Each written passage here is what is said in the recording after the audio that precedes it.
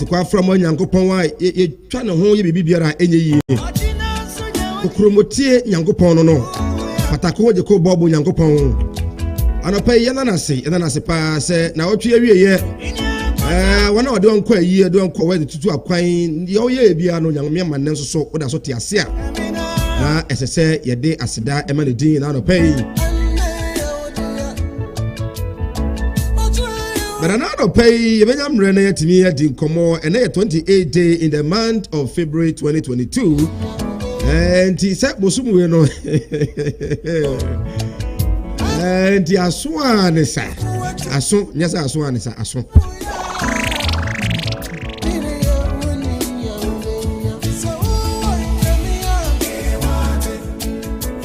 And on the good news, pa, I will be away. I bet you my Bosumu Juma. And okay, Benyamre na yatimi adi nkomo bia obi ano yemo wachi bio na yensan emo akwa metin ede Sir Mike we Asanteman de we atrasi no du na ye sorry dwumade no eso hyane so se ye be hye hunkra na no pay na enyo a meboyi me se susu bio nyabotre pa na eti sa anwumi ebio nyabotre pa busua oba wutie me na no pay papa wutie me na no pay onua abrante oba wutie me na no pay wabama bu pa nyabotre pa na eti enyum wi wie Benyamre na afi no yatumi edi ho enkomo hyene so sa no so ye de sports no ebetumi edi abro 7:30 na afi ye de newspaper headlines no atwa wo so nei me guest kese ba ko enso ewufia former foreign affairs minister ne Benyamre na afi yatumi edi nkomo okwasi wo seji ba Benyamre na yatumi edi nkomo sanso na 8:15 to 9:45 no many abedwafo betenase na afi etumi asinkonya edi nkomo regional director edema Hefra Health Facility Regulatory Agency beba representing the NPP sanso and senior lecturer Kumasi Technical University Dr. Ifa enso beba na afi administrator edema NDC Sewala enso be join wa join no o de beba on 0551384493 0551384493 na afi Nyamre etumi ene won so age wadwenche no so e wo hano pay Augustina na ahye dwumade amamede ebro Nyamre pa na etie sa anwumwi ye ba ade se asopani atrase e Nyamre na yetuomfo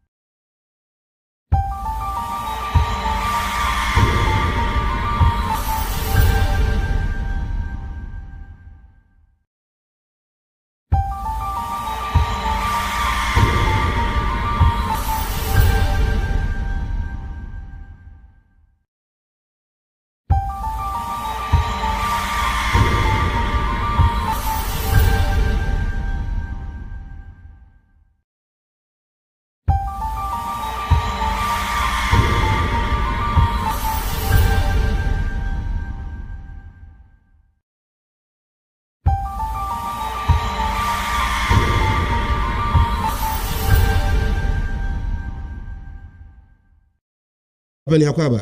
Yenua se Mike. Boko de. Nyame adom na so e. Nyame adom ho ye pa. Ye de ready ase. Enye adwada ne kwa na ye ne mani je ho. Okay. Mani sa je ho pa won se ene bosume no. Ede twatro nie. Ene 28. Yeah. Edru busumi bia ne de twatwa mani age. Oh, okay. Busumi bia so de twatro bia e ma woda. De bia twatro bia busumi tu bia e ma woda.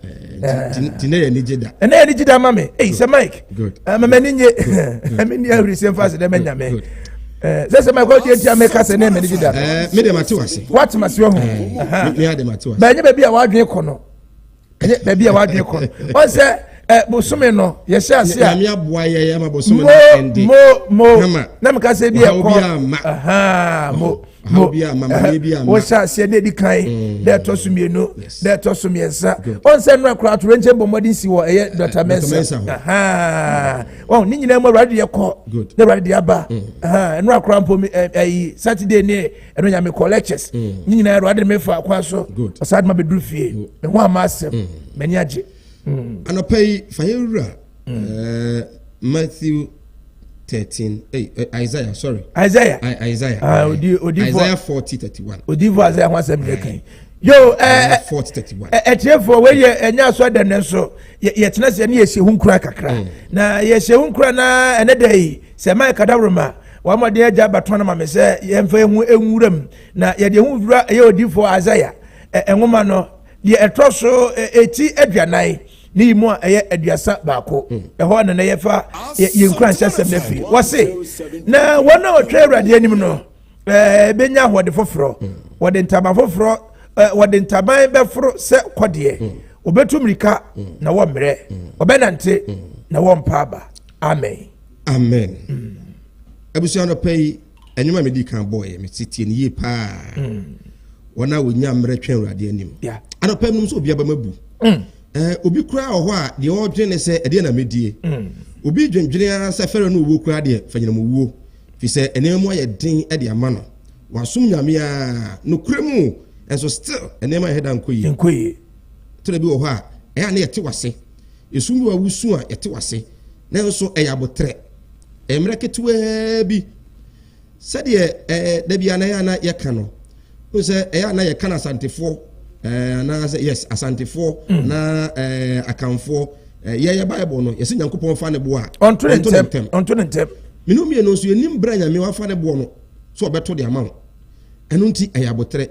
bia na nne yi a wo ye wadwe se o kan wano aduro no enne ye nyumre yi na Nyankopon so ba ne nsa so anopa ya wo dwene ho se wo se wo hye wo ho akomfo no awie yi na Nyankopon ba ne nsa so bia wunim nti nyabotre na ekoso atwa awrade anim na menum se entaba ya obenya no se de wadwuma na egu ye o store no a ehye ye onyame be ma ne nsaso ama na kosoro no ebesene de na ohunu nkane no kra anopei wadaroma wadwen se e wo se ujai adwuma no kwa minyai aware no kwa mimfrim fi se ne je bia anim nyabotre wate na onyankopon wona wotwe no de so obenya ntaban ntaban no so no wode be yedai wode be obefro so nti anopei futu tia wana de mawo se abotre wode yakoso atwen wo se ebi ha na last hour minim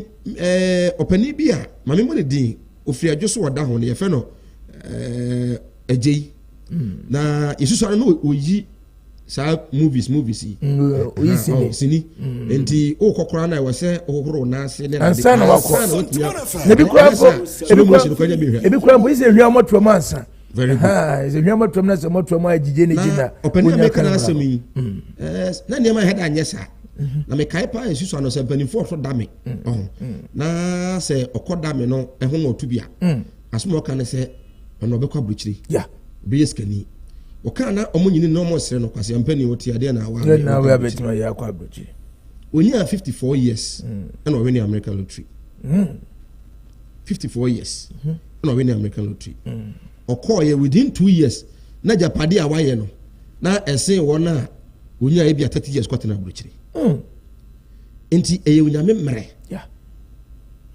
onyame mmere no so ya obeka so onyame mpe wasem ebi ana ene ya wayo so baje won kwa no na won sira wotra ti ne nya botre ne twa nyame anim na onyame mmere no so a obehye no anyima so bani amen se Mike nyame sira na medekitwa bi ka de waka no ho se otwe ade ye pa se ye twen nyame a nyame hye no ho nyam wan se ade bia no fitiase na eden na ye bewura match museum se Mike ubomadia hwe ebu nna na wo match mu na wan se emu wa match de di kan nya begina na aka kase bo na yeko match de tosu mienu na yeko miensa edudu na bense wo bam kura bu de bia mi twa kan ba na so keka kwa tire na wonya modi atwen a enchenchen to na afi enya hwe kura mpo no na 28 ene 28 enti se modi atwen yankopon a de bia de ade a nyame de oye de bia de nyame ye na different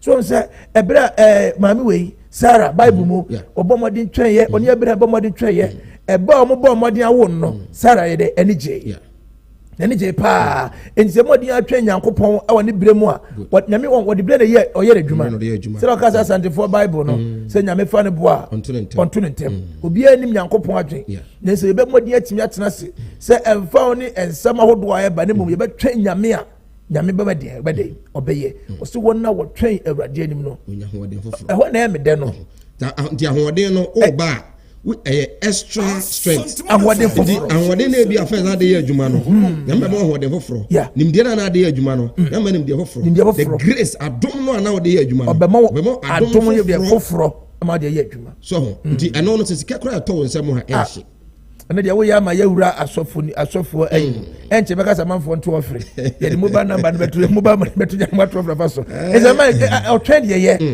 ye na nyese ye trend on se hanem de no nyese bia wangase wona wo trend nipa no wona wo trend urade no so yese wo trend nipa bedu hwamo oh yes se bosomi asun o twen so sanya dey na 28 I was so adwuma mi twa ka wa he be disappointed me so yese wo twen nipa se Mike nipa bedu hwamo so yese se da wo kan ye wo do ne tu adwuma wura so o na 28 di adwuma wura anya obeka gumsem e ma mbomodi anko firi eye ntade ba ku me nko no me ba ko tua se Mike we dok no kwa endie bedu dok no kwa na mo so mbomodi atwa awrade animu a awrade woni hwamo je wade be kan so na eye ho amen ejabusia nei obi a wutie ya ora ho ba mabu ye ososho ho akonfo menye wate menye emre papa anopai onyame enhira na onka ho utag for ede aba se yen kan kire mu nyina mo amoye lecturers ewo various public universities se omuso mokoto aba ma dodo no agi to musa mo nko classroom de na nso mo sira mo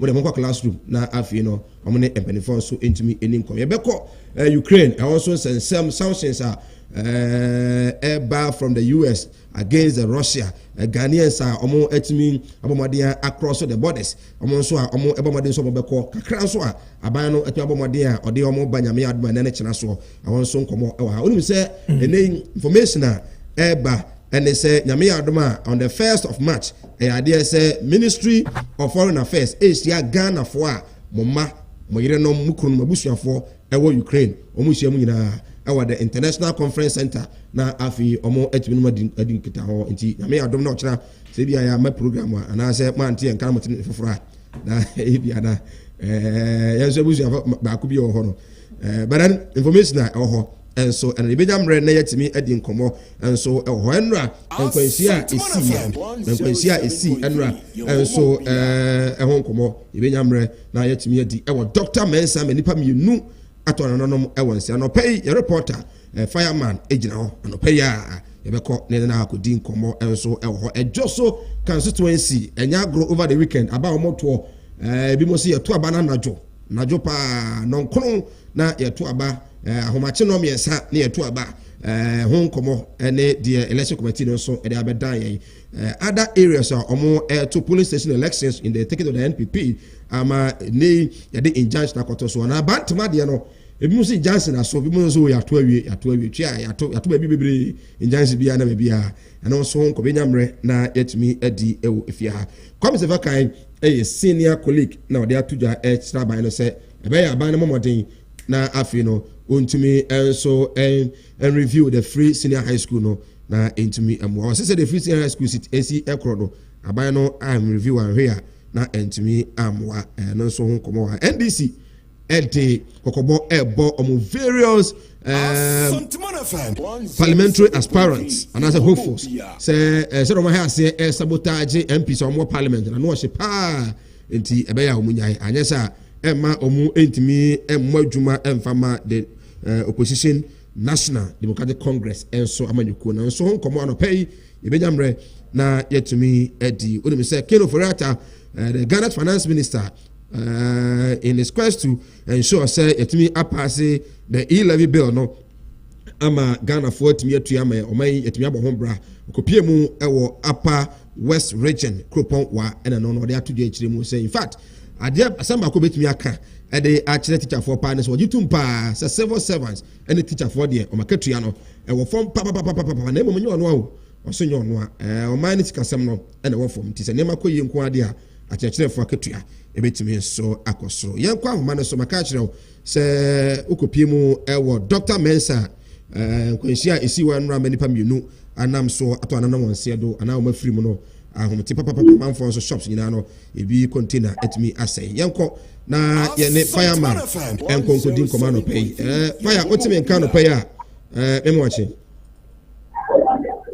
Samai ko sebenka metewo nka pa boko de okay samai idea gano na tete yada ubina ipoto pa aiki edrese esta na entra kata enyema hello fire yes jina ye kakra me komunkum so akra me hwe ade em se emu hya da nya clear me komunkum so akra me hwe ade se ebe you okay I think say ye kakra yentio me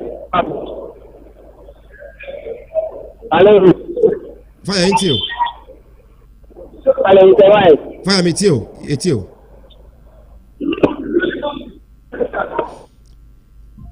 right abusia ye wo Dr. Mensa ho na enkwahia esi over the weekend ama nipa mienu ato anano monse do o he videos na very sad in fact we share videos na are ho pa I can tell you say nipa pa na atete na yentimi nyinchira no pay yentimi enyinchira no pay in fact enye kra say nipa pa kai Debbie ni na no enra ejaja yankopa kwa yeda na se na aye weekends a na nipa nsha da eno so bibiri ebia na nka de ehu na nka ye hu ne sa ka kese na ohwe nema na eso na nka te no these guys yankopa most of from say we guys are na so ye dey na asemo asempa in fact yensere pa cars ni bi okura no asere ya na se ye niema na etie cars bi also kura utimu se ekwan ya car no hwe the nature of the car ense danya papa bi ni ahye niema kukuku ene adawe ya in fact ana ahomte pa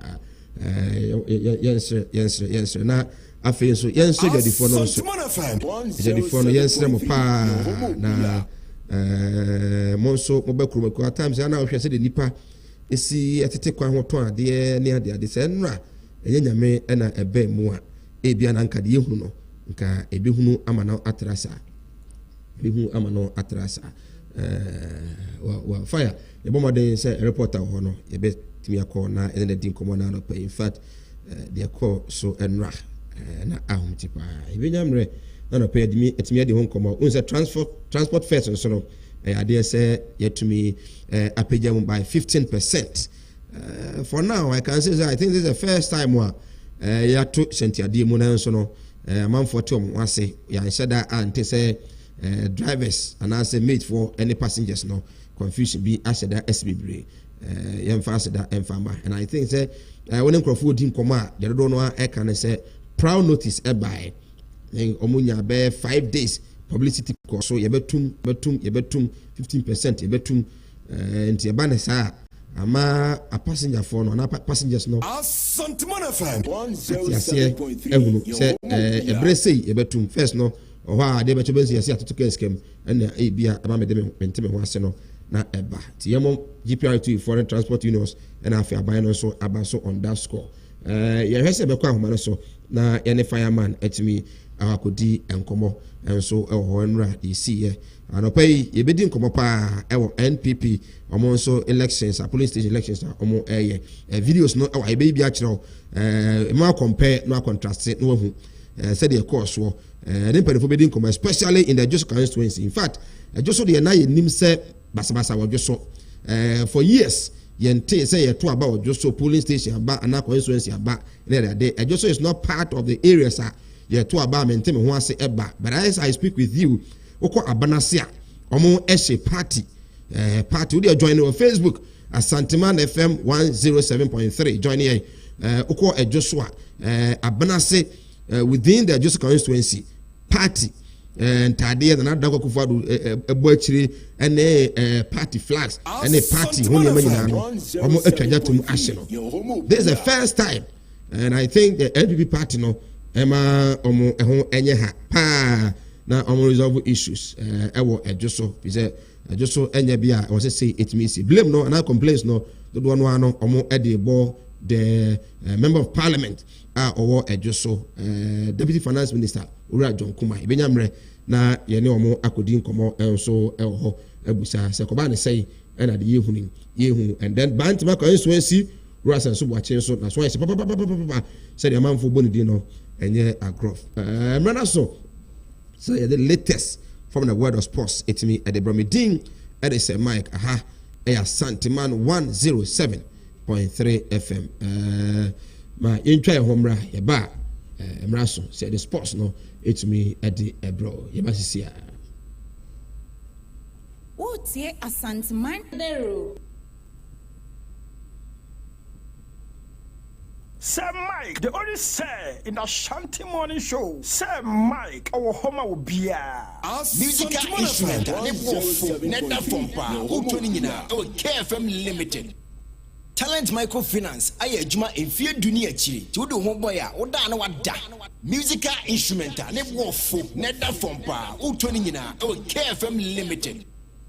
Hey, Breku, Mr. Doctor, your way, I say, is the natural clinic doctor. I didn't know this area. Ain't a baby drunk Doctor Noya Dio. Oh, yes, sharp. Nancy, one woman, you didn't know. The pressure, diabetes, say, why ye come, say. No, Doctor, 3 days has some now, okay. I want no one 3 days now, kind of cry saying. I have for one, our friend Doctor, 3 days. Nedro can one, pepper, no, you're for no Zen natural clinic. You know what you know. Yadia bay, diabetes, a war, asthma, the prostate, habema, fibron, so who ya was some name more boo self free ya dear bia what they call Doctor 3 days what one casaba casawanum said Dr. Nedro Najo cra now one cassa more bundia why ya money and one cra why ya win you need or we are abadi Doctor 3 days who didn't what you must say papa so for casa was Zen naturalist clinic what met him Jansen catch a driver now made this oh called Doctor 3 days who do how obesi and can Doctor 3 days called Asanteman Alloway Jansen Tamanso Asanteman Christian Village adjacent RCGC Zen natural clinic. Saman for dia kwanyaba hwani. Obi odne ya dia kwa obia. Na nsachi na dan nsembɔ ne asanko. Doctor 3 days. Wo memedro bi. Sabema yusubi no oba de da. Oba nasma na se matia ka so. Oba so yusubi na be matia ka so. Wonderful. Production 0553 213 587. And 0246 594117.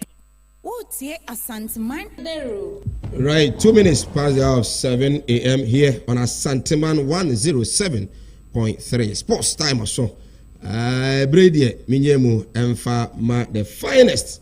M Square kwa ba. Boss, no, I don't. Oh, I don't. So, who are there? In a migu say. Oh, we are very fine. We are very fine. We are in fine Canada. Oh, yes. Yeah, Monday. Yes, I see. Now, you from good. Now what you say good. Madam Fulbesi was say Monday Juma de on pekra. So because of say what if you Saturday and Sunday no Monday or by Juma na any. Oh. We anka Wednesday. Wednesday so better if you akosi Wednesday. Nti e ba ne Sunday also on say Ukraine na FIFA said then. Mente the FIFA can see. FIFA in some FIFA di aba no in fact amase see ano amafo bi na hyase esopa no. O say o say Russia for no.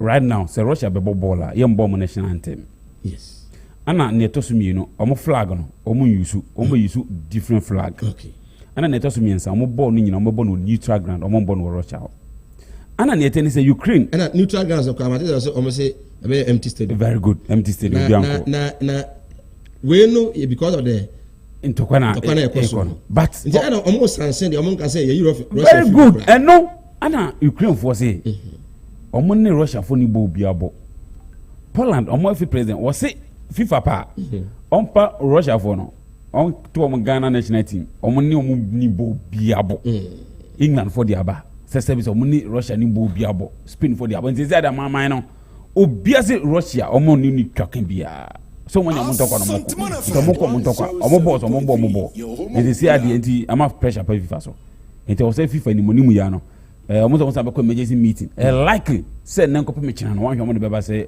ma bande eye Russia e dey all football related activity eye FIFA sanctions nearby no nti ye de mu no beba abusia latest yes yan kamera e de beba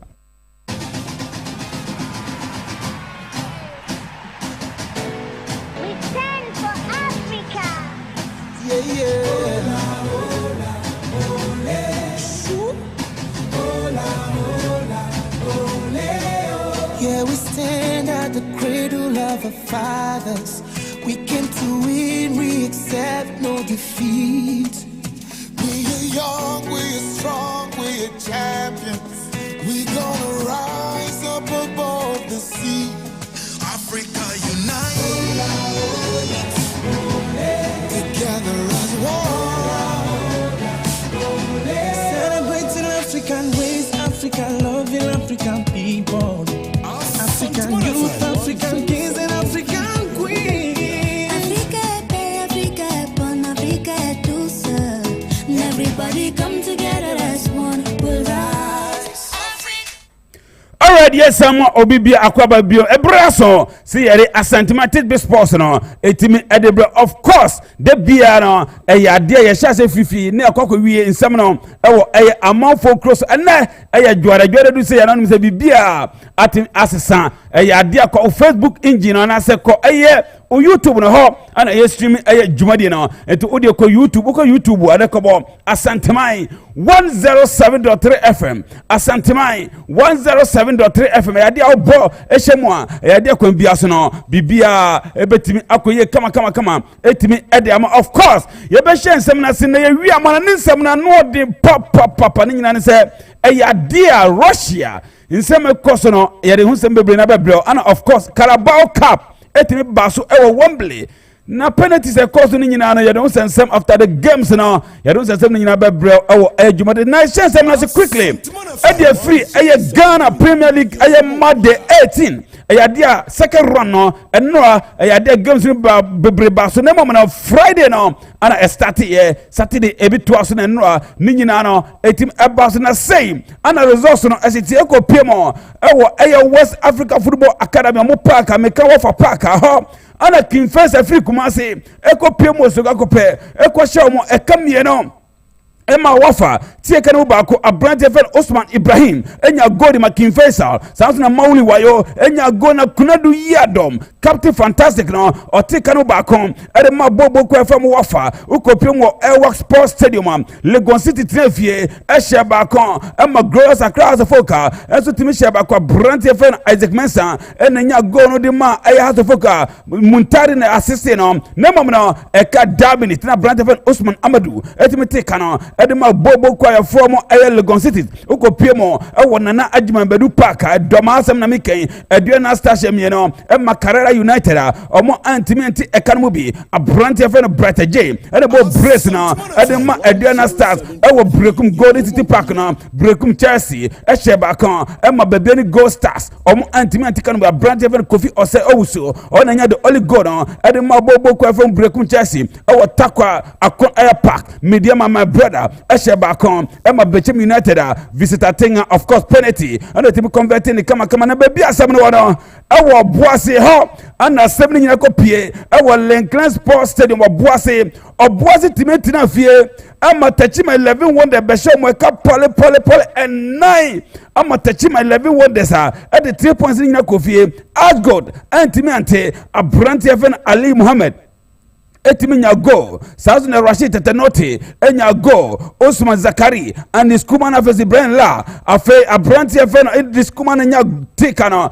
edema Asgod in samno ano edin papa yedimu sɛm nyina no ebebro players no bi ayo magi sefi na kwei tintonta omu nsia kan fam Asgod nyina se skano stina embae yedimu sɛm nyina bebro Indium Sports Complex Elmina Sharks Eshebakon Accra Lions esetumi Shebakon abrante fɛn Ishmael Antwi edima Lions anafe Usman Kasim etikano edima Sharks Babayara Sports Stadium of course Krobia Kumasi Metema Santi Kotokonura Mutiseni True Fire no Edefredi Abramo Ayadi Amushemie no Emma Dreams FC abrante fɛn Frank Mbella Ntoga Obo Brace edima Boboku ayofo eye Kumasi Asante Kotoko of course and there 3 p.m.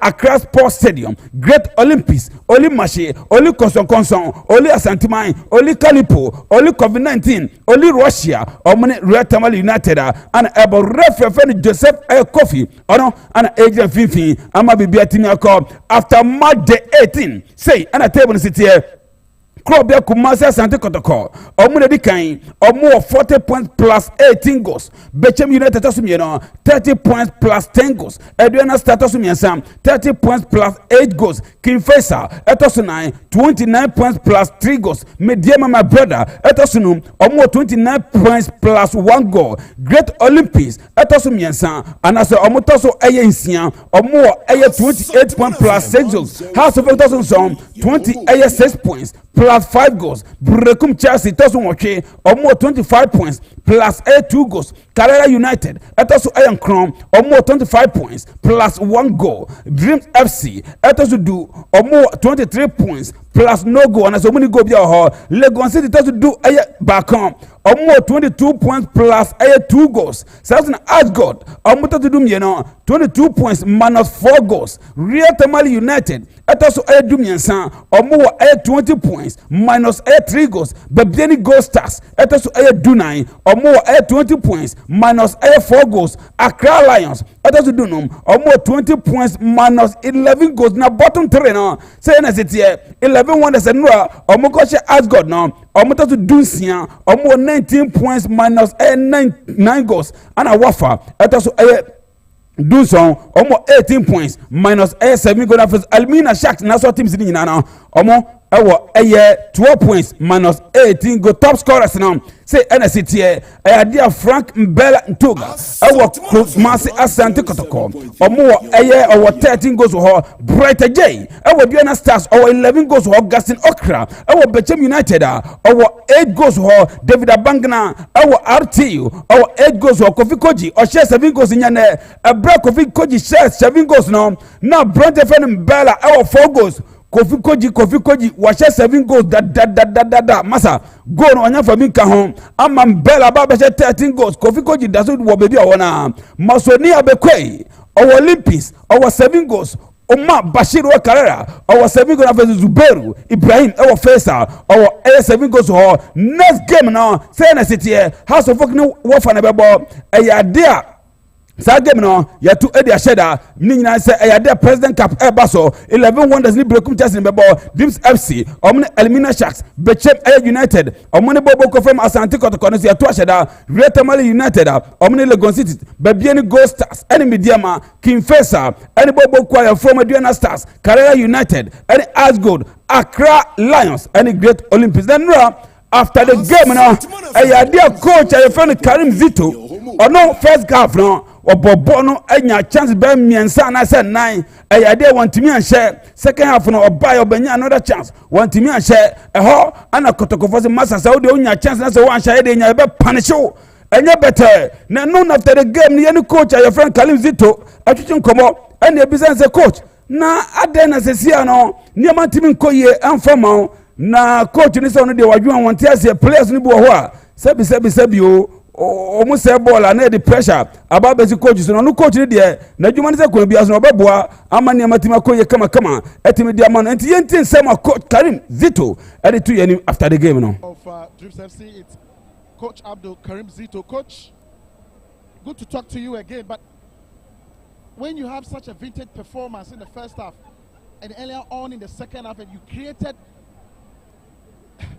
some big openings but you couldn't take them, what kind of feelings do you get on the touchline? Well, seriously, I'm disappointed in Asanteman FM 107.3. Your home playing. We create a lot of chances, and then we should have equal beating Kotoko from the first half, about 3 or 4 goals, and then we came in the second half. We had an opportunity again, we squandered it. Now, we coaches, teach them how to score by putting the ball into the net. Is the ability and capability of the player. You understand me? He is on the show, so we have to blame ourselves. Because we did everything possible to win this match.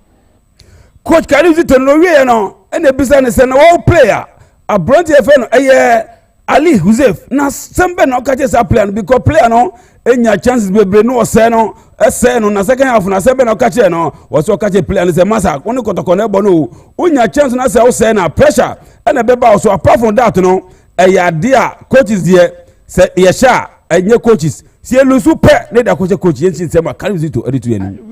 have to blame ourselves because we did everything possible to win this match, and then we had the opportunity. 107.3. Let me single out one player here, Ali Usaf, who got all the opportunities. In the first half, he got 2 opportunities. In the second half, he got another glaring one. Now, when you went for recess, what did you tell him? I told him, look, you have to stop dreaming. It is you, Ali, who is playing. And we created the opportunity for you to score. Yours to put the ball into the net, not me. So if you have all these chances and don't score. No, that is why I always say it is injustice to judge coaches by result. But if they didn't perform well, it's my problem. But putting the ball into the net, as I said, is a player, it's not me. Let's talk about those 2 goals you consider. You feel your defense could have avoided those 2 goals? Yes, yes, they should stay focused. Look at just a minor mistake, Kotoko capitalize, and then they make it their own. So you see, we lost not out of the game, but we lost due to the lack of focus from my boys. Asanteman FM 107.3. Coach Abdul Karim Zito no na asemo kan no was say players winning. Oh, na player ni ball omo fast da ma coach no na mom no say coach no elusu pe na mo the pressure e dia back coach no so na owie no was han ana ye de ye kasa too much obehu ana player no wasan na player ni say ni nyina no e ya de blame no ana di ma coach nto de wakache Ali Huzef say no chances a unya na wo say no me di ne bebo enya wo ni nyina ne say players e wini a ya de ye bebo players na bas na mom no sankoye pe na ye the pressure abema coaches na apart from that no o can say ya dia players bo ball na nya chance na say wo say no pace coach nasa eno ene nsema Karim Zito edi 2 yanim na ewie no ene e call the winning team Krobia Kumasi Asante Kotoko omu coach Dr. Prosperity ene business say see ade ase first half na ya ne mo edin kakra etimi edi amamo ni nyina say enura ohwe ball Dreams FC boy na mu defense na say ne honyunu kakra chances omunya no ne ba say na second half no ase see ade toto ne ma yi abibia ekoye edemano yenti nsema Prosperity ogum edi 2 yanim to provide those 2 wonderful goals. But take us through the game. Dreams FC had some big openings, big moments at that time. What was wrong with your defense? I think we lost the balance in defense in terms of our structure and shape at the back, and we gave them a lot of 1v1 situations, created a lot of spaces for them which we didn't cover. So as a technically good side like Dreams, you expect them to use those spaces. So that was why around those times we're caught some of the times. But then I think later with Sheriff going there, it brought some stability and we were able to keep to our shape. Let's talk about those 2 goals. And again, it was the man everybody is talking about, Etuga, who got those 2 goals. But in the first half, he looked like a passenger in the game. What was lacking in the first half that he got in the second half? I think in the first half, he was not getting the needed supplies in the first half. Even in the second half, the supplies did not really come. I mean, typical of a good marksman, he just had one opening and he was able to create that penalty and he was able to score 2. So I think in the first half, the supplies were not going to him, and even if they were going to him, they were not going to him at the right time, at the right place. And it gave Dreams the opportunity to clear their lines and cover quickly. Now, it was not a vintage performance from commentary position, but even with that, you still managed to put 2 goals past Dreams FC and you kept a clean sheet. What else can we say about Kotoko, and what can other teams do to stop Kotoko? I think fatigue is setting in, and as I said earlier on, we didn't have some days off. It's been training, playing matches, so it's fatigue. But then all over the world, I mean, good teams are able to win even on a very bad day, on a very difficult day. So I think it's good for the team that even though we didn't play as expected, the few chances that we got, we were able to create goals out of it. And I'm happy because the aim of the game is to score and get the 3 points. Sometimes it's not about how beautifully you play, but it's about how you get the points. And I think that was what we did today. We were able to get the points. I'm thinking of how to structure the training program, give them some rest so that they can recover fully and get back on track. Coach, congratulations. Thank you.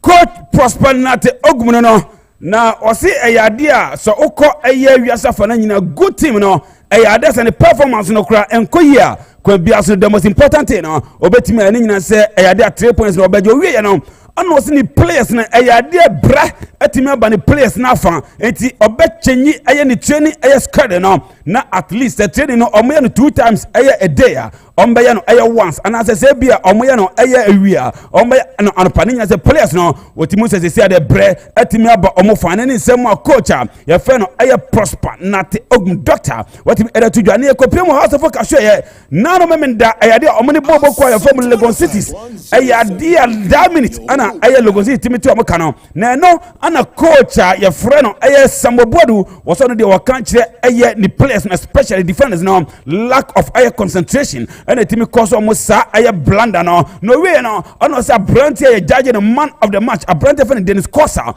or a Branty Abasuni as a Branty mistake and a ma Bobo Koy from Dreams FC take Canada name am na say eye Lagos cities take Canada name am no on for blame no and for man na maso kunadu or say ono de wakacho bibia say eye training and on why and afa so eye determination and ma mutimiti kano and then nsema eye masokunu de atudwa na a Branty onya man of the match make Dennis Kosa since obe Johnny House of Folk 2 games ayade wanya aya man of the match mieno ni nyina say ayade the first game no eko so RT wanya man of the match the second game against Kotoko onya man of the match and afa so against Lagos City onya man of the match no see what part of folk players na chow or part of folk fans na chow say enam ono Dennis Kosa so emma aye equalizer no buy was so no gidi say omekova ama bibia timakoye na mame nkopiem mo aboaka say as good ayade nanu fiada me betudwa say ayade Dr. Kokofrim Pon champion no was say ayade team no oton team nya odia was say meton was say team no oton wa wo sika no brabeto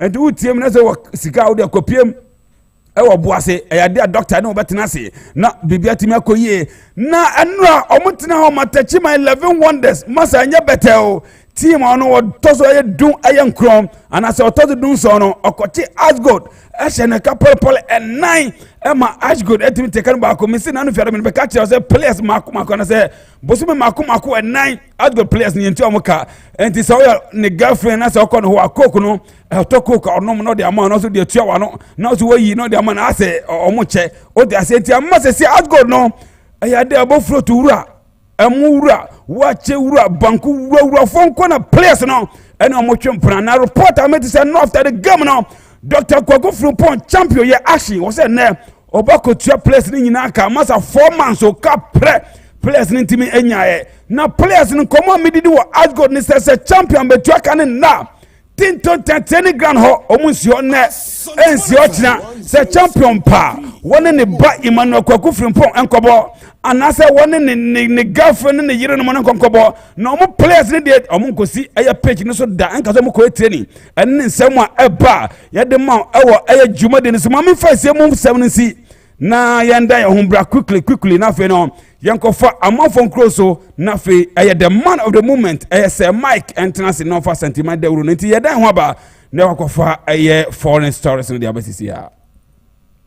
Now for the thousands in attendance and the millions watching around the world on HBO pay-per-view, ladies and gentlemen, from Mandalay Bay, Las Vegas, let's get ready to rumble. Of course, you come on for close quickly. Near the latest need to be the barrier, dear resource a copy ma. I will Liguan Senate here, PhD Trefie, Eshemi and Sama Saint-Etienne, Eti Ekanu Bakon, a brandy for the killing Mbappe Lotin and Bob Bresna, and a Danilo, Eddie Bakukan, Sans the Bobo from Olympic Lyon, Etina Ho, and Mali Bishop Kabakon, or Montimiante, Trolit, and Montpellier game now, and I say Marseille game now, Aya 1-1, AS Monaco, Eshe Bakuma Ramsa, Eti Ekanu and Samushemiano, Sa City Mamiko. Piemon awo table no PhD kan mo assistant 2 Maseto so mienu 47 na Nice OGC na asem na meken omoto so miensan 40 AS6 mame kopie mo Bundesliga no Uzbek na fie ehye ba ko Dortmund ezo timi hye ba kon bobo ko from Bochum etina ho ama RB Leipzig aba show ka ba kon antimi ante entan Frankfurt na fie ma Bayern Munich ba show ka ba kon antimi ante ofia hye mienu ma Stuttgart etekanu ba kon Union Berlin etina hye miensan ama Mes 05 etekanu Syria say ana results in city AS Lazio and as SS Lazio etina ho ehye ba ko Napoli be show mo kamie no dia SSC Lazio trafie edin kugu bra Napoli ebe show be kamie no mo take no ba ko afi Genoa and Inter Milan game no tipenko bia timi anshebi AC Milan trafie and Udinese ebo tipenko obi ahye de yanko ka ba ko akete Milan team no we winning na we are winning we lose na we are lose we draw na we are draw dia fiada no AC Milan Udinese ebo 1-1 Genoa ne Inter Milan eso ebo 1-1 mame kopie mo other games of course no Empoli etina fie ema Juventus ebe so na Paul miensa omo teka mo mie no Southern Spezia e AS Roma game no ebe wie no na Spezia she AS Roma na se AS Roma mo akokotoa Spezia asho me ka ba kon omo antimiante mame kopie mo e La Liga games no se NCT Mallorca tina fie ema Valencia ebe so me ka ba Antimiante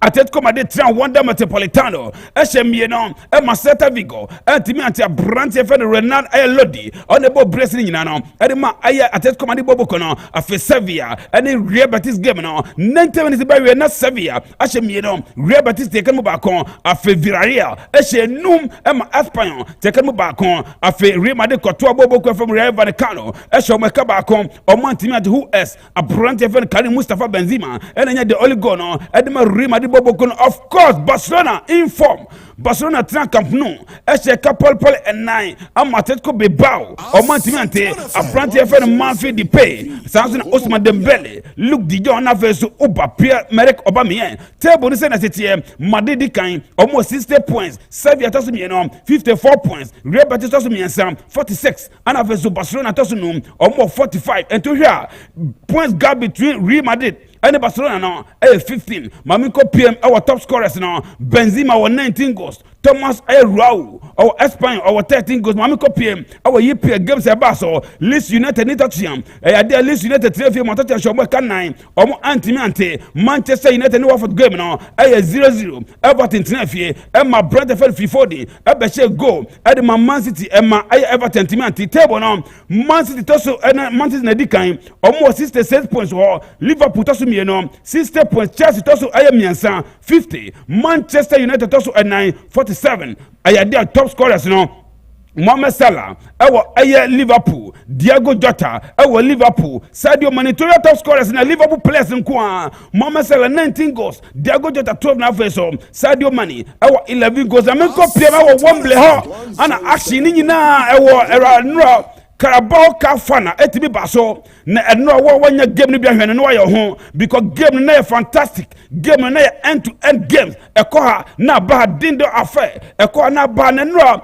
ya dia 90 minutes no ya dia Chelsea and Shebi Liverpool and Shebi and eko extra time no masa ya dia goals to be PM na mom no ya dia 4 goals to be PM ni nyina no omu rule no offside and afezu VAR no antimi agite no ya dia game no course no ya dia Chelsea timi she goes makum yansan van si derby onje Liverpool she baako van si wonje na nura na ye interesting after the game no penalty shootout no masa na ye niji se na ye nika ninya se ya dia Chelsea player ye fe Marcus Alonso obone de hye James Milner so be bone de hye Lukaku hye Fabinho anso hye ne de Abrante fe Kai Havertz hye de Chelsea Virgil van Dijk hye de Liverpool sanso na Abrante Alfred Reece James hye de Bobo from Chelsea Alexander Arnold hye de Liverpool Jorginho hye de Bobo from Chelsea Mohamed Salah be hye Rudiger hye de Chelsea Thiago Jota so hye ne de N'Golo Kante hye de Chelsea Abrante fe Divock Origi hye de Liverpool Timo Werner hye de Chelsea Andy Robertson enso be hye ne de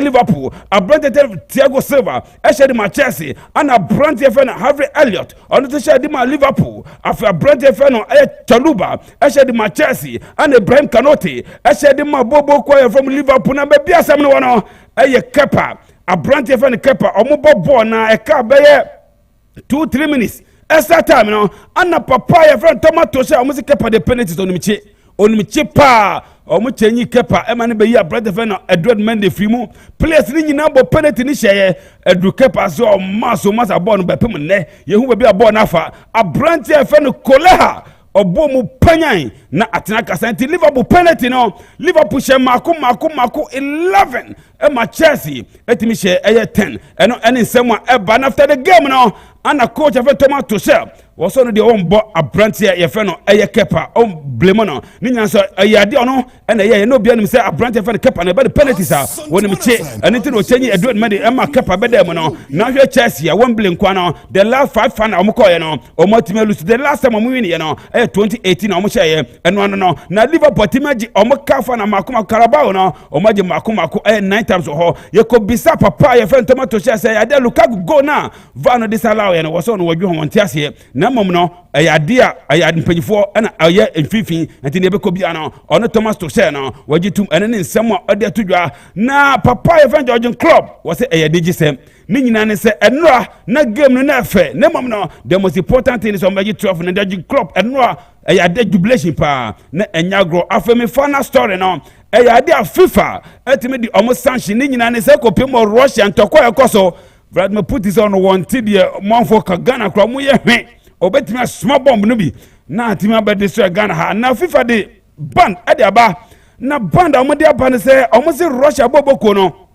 sesia no se omo bobola ayade omo national team no tinton time omo nto apart from that no omo flag no omo yuso omo use new flag ewo ho na de tosum yansa omo bobo no empty stadium enya ade a obiaba behwe bi ene ne nsem a eba na no ana aye Poland omo efe president papa efe ne seri aye Kulesa what is be nsem hunu ana FIFA for ede abetu dwa no omo Poland for de omo pa omo ma Nigeria for ankosi Russia for na omo ne omo mbo omo ma Ghana oso omo pa omo sisa Russia for di no omo Poland for de omo ne Russia for any baby aye apart from that Peter Chaya omo from Czech Republic almost the same thing omo ne Russia for ni bibia ye England for almost Russia for mo ne bobo biabiom so na aye omo from Spain France omo kese ni nyina se Russia for ni se munu no mudi no omo ne football bia ye biom ene ne nsem a eba ye de ma awajuma de ne so na Jimmy Carragher what did ne cause nyina no Roma Bromwich Chelsea ona no ni mu bi na nsem cause say umbeka bi why di na oti ho e je se oni mu bi ni nyina se obekom kra na on sponsor papa friend of Vladimir Putin ema mu di sense mu no ene nsem Jimmy Carragher edimi edetu enti ma mgira weso na me fansem ni nyina no emfansi na me njemu emfama boss player the one and only Asanteman Dawuro on Asanteman 107.3 FM na abayo ye fe no eye Augustina eno ne obehwe atade ehye no na oti eye Facebook ni YouTube na chi camera na chi na online no odane no oti ase na in fact nitino me too say no baby okoye de ekoye de ma no nti ene ono na bibia kama still mo dem ko Facebook or ana YouTube oko YouTube or dey call na search engine no oko boshi Asanteman 107.3 FM obo se bibia ekoyi na dey o like here na wa share share ma obi a wanye bibia nso sankin kan bi into ko YouTube bibia mo se YouTube mo pe movie ahwe na wakọ ope eye bibia ope bia no na wakọ ahwe wa into de ko YouTube o na bo Asanteman share obo share wa bo se na bibia ekoyi kama etimi edemam nti the boss player himself senior atnasia Asanteman Dawuro yes bibia koso kama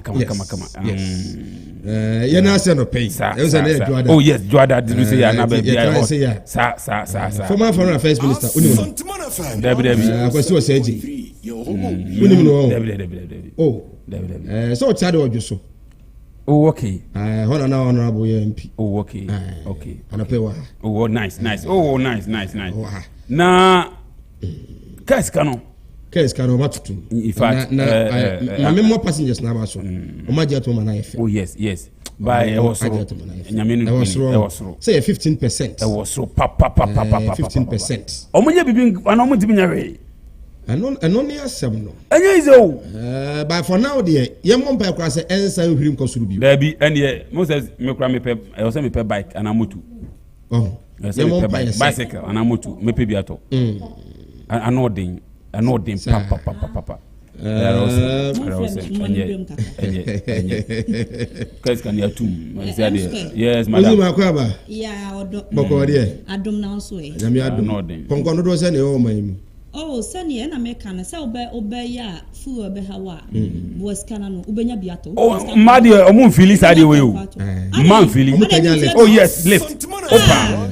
Because mint of fu Asanteman na producer. Monsieur. Opa on. The fu Asanteman producer, very good. Producer. Oh the sir. Oyo fu no. Ba yiro amakosi.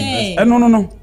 Ento opa o de dress Obason dress na munya munjira kwa na hwese ho na bedi kanya lifter ente mari de omo fili bibia eske yana sa no pay yana do na ba why obeba yes maneko bebia wo free so for trotro ana abasia when nya lifter no pay dabi eminya bi ache o and so ya suro ya emra na wo de ba no so ka ho Some bantamana. And you say Saturday they be a road no sorry bank I bebe 7:30 ne dia ka benya bi.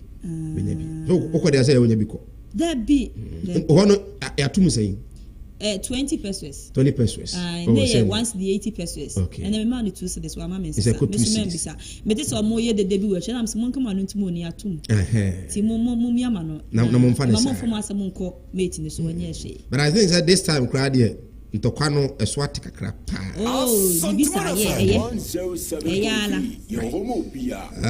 Family room kurakata no na ejuada and issues no doso papa ofia na and former member of parliament what Joshua Haidi bedin komo power Joshua. He say Joshua wanna me free. Over the weekend we have video be in fact a man for cry boss say omo to be bia najo. Bi mu kura sisi party ntade na party flags na party niema omo yin ma hye almost say police station aba na omo to say the okay ya abomo so of mochi e say to aba ni bia na 11 na to aba e bi wo ha be 3 one gentleman bi kwa na omo interview na na post for gina ho de say on be fa na ho ma che be 3 o'clock ono na ire da won e benya ne so be say kwato aba na bi say omo say allegedly omo de omo go kam to omo kwa e bodi no say bia Fosuhima police station ha on the gina for chairman Fosuhima na omo nyina abaje so ye ko so ti ye ne sa pa ya to ama nti omo bodi kwa Fosuhima kra ni ho okra wada kra anjo ya to wo chi ti ade ba chine so ye chairman wo ye police station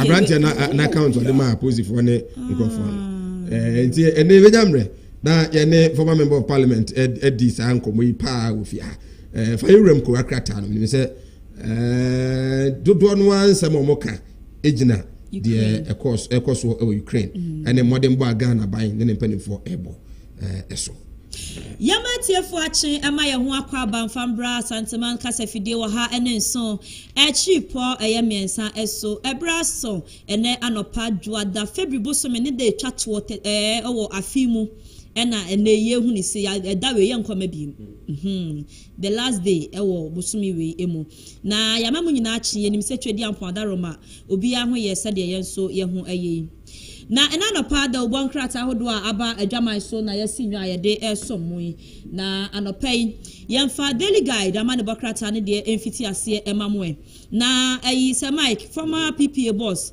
and they quote to asha ne say sika botin 5.6 million Ghana cedis wontua emfa ema eye Ghana for like wontua ma state no afesu no emfiedu wontimi enye aban adwuma bia biem da ewo saa emfiedu ni mu kosi se emfiedu ni beso no yaba ne no eno ho nsem ewa ha owura ageni mboaten ageyi ne ho asem ena ye kan Ghana for kai asem ne Ghana for kai asem ne pa ageni mboaten na ono no te ni company na public procurement authority say ono na adano na oti ni company ne wo fa ase bi ne abusuafo na we ya no pusiko ya no pusiko eno was it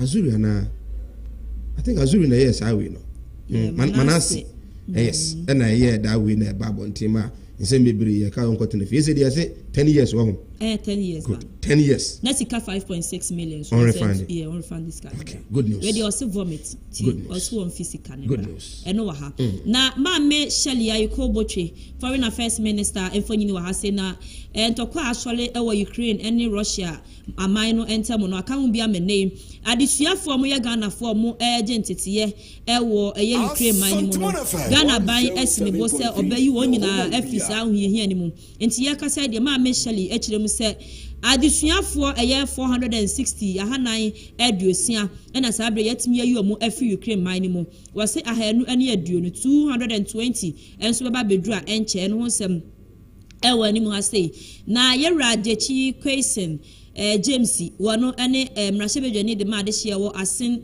eye north abato mpesa so na ne ho nsem bebre ye sokuta Canada visa ye kan say citizenship card ena afi so Ghana de ne no emradi ti ase okuta bisa de dual citizenship a obetimi agina se wo pem mrashebedwa akonwa ne atoma mo abe mrashebedwani ya toma na wi ama na be ye hu sa na manfo bi susu se oye no aka wo bia mo tabili nsem ne kopie mu wo court ahye ensem ne se ene no papa yi aswa no mu di hide and seek enti se de ye de wada akotetale ne fie hu eno ho nsem ewo animu ase na yera speaker of parliament Aban Sumana Kingsford Babin ne ho sam ewo animu ase na wano owura Joe Wise first deputy speaker wo mu na de abo ani yera Aban say wano se owuli asem a na se bia wotia de na eche baba na yera Joe Wise over really eno ho nsem wonti ase na no titi bi ma ne pa na yera say wusu Joe Wise nso de ebia bema no wono so abeyi nsem na no eno ho nsem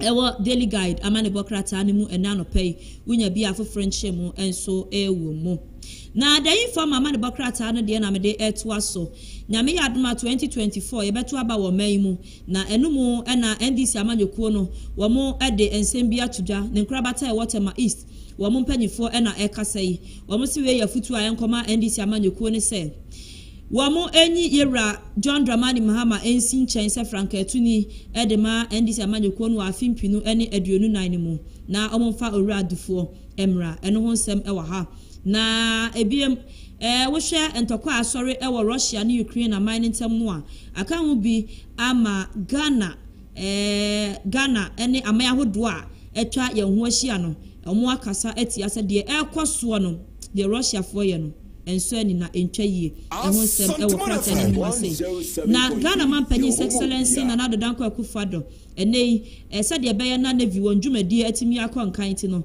aka hu bi ama ships mako enan waye yetimi ato ede amom se be ya wonjumadi a wodie no ebetimi akoyie ede amom na bamba hu nsem so kra no emu atumi emia speaker ni Orajo Wise nsem no enso ewa ha yewra Alexander afanyoma akiyemra shebedwani de ma adehia wamo ewo efutu osanso deputy majority leader na papa yensem bia befofole ho na watwe atwa mu oka efa 11 ho wose Ghana fo yentwa 11 na enu betimi aboa ma yensi kasam nsem atimi akọ animu ne mpokura mponka de asie ewo Ukraine ni ade ohu na no no se amanfo bi age wo na no asibone na no woni ayi asowase mrahebedwani wo mrahebedwafie na nya asem keto akora wo se papa no ayi owura muntaka age na no asibone nya sa na wo kaaye nya sa na wo kaaye enti sa ansem no wo mo emetwe nsa na mo mpachew ayi wo ho esanse wankasa ada na mo age na no asibone informa ediwe ni afoforo nchemu aba na menya na mensole na one dokunto aso na meto aso dia Asanteman FM 107.3 Yenfa Ghanaian Times dia na ento aso na mame eye Shelly ensem no ewa ha fa eye omanfo a na se Ghana adusuafo makopie mu Ukraine to kwa we yasia ama omo adi nsensem e wo bi mai so no se ye do omo ebeba no eno ho nsem ewo animu ase former PPA boss Raja ni Boaten enso nsem no ewa ha se na ene nungwa manche ene ne wode nsem bia to Environmental Protection Agency ena fe town and country planning for enim se omo hwe na omo nsu a deda omo mantamu no omo embo ho ban ema omo sanse na nsen dia keka kɔ no de enye kura ma omo enkwa ho nsem ena se omo de edi agro da obankrata nyina ba time daily graphic de na me de eto aso na Raja ni Boaten de no wa ha se afenso ma Michelle de no nso e wa ha na yes over the weekend no whole technical university omo ye matriculation ceremony na omo ye late no yes mo pa mo wo mo be sa ko discipline no pa mo fa san hyase enne sa dia omo be ye na afi ye ade na wa mantem kura wo ye nya ohwinti ma mentina fie me bodwo mi amako nti eno ho nsem ewo animu ase daily graphic de eba ye na nsam kuro no ama me fa daily statesman de enwie na monto aso na enei ansa utag womo se womo a suspende womo strike no na womo ema na watwemienu so womo de hwade eno na enei abeto gya kyerem se womo enkabom kuo no ebi mu sister na womo ntiase womo nkwa na enkwachina eno ho nsem aye buburuja nso na utag se wosere womo enko na womo enkwachira de sebeya bibia nso ebekọ enkan na nwomehia ho nsem etimi agina brane na akrata yi ba mane se Ghana ban abon ho modern pa emfa ho ene COVID-19 brewe mu ojina ne naso se de etie bia no wa maye anto enyede ya nkan sinsemu aha COVID no wo ho de nenso ne obetimi bia no waye amene bibia etumi agina ne naso se ya toship nan ama nevifuo no eno ho nsem wo animu ha se ya na no pay ebetimi aboaye ya na se no pa wunya bia daily statesman ediwe any afoforo nchemu abanti on this note say Mike mame fancy na one nento aso na muni former foreign affairs minister into Ukraine won komone ade de say eba obe handle issue no saying kono ne wo ho a ne ade amai Ukraine ne Russia ne ade de onim so pa na o ye mikro MP former okay mikro MP say or vie for national chairman of the NPP honorable kwasi was eje no so what in kana usa won na usa pa na satam krabia na so honorable no yes entiano pay ebedin komo bebre de no esi ye ewo Dr. Mensa in fact are hopa o de join here ewo Facebook Asanteman 107.3 on YouTube Asanteman 107.3 na afi join your Facebook na enra accident ya papa in fact enipa mai mienu na omunyina no to na no so maka che say one of your pictures na there it is very horrible it yet me enyi mfa no pay nemum ohwe kia no registration number AS44034 na emuto nipa suku nipa okumase Central Business District nyame kwa yeda na CSN na enye ne na ekoye enra well yebeko ne akodi enkomo edwoso na afi bantama ene ho nkomo over the weekends on the polling station elections ho sense ma bebre na wonu say edwoso de no de aye ne ma mienu wo mo ma me videos no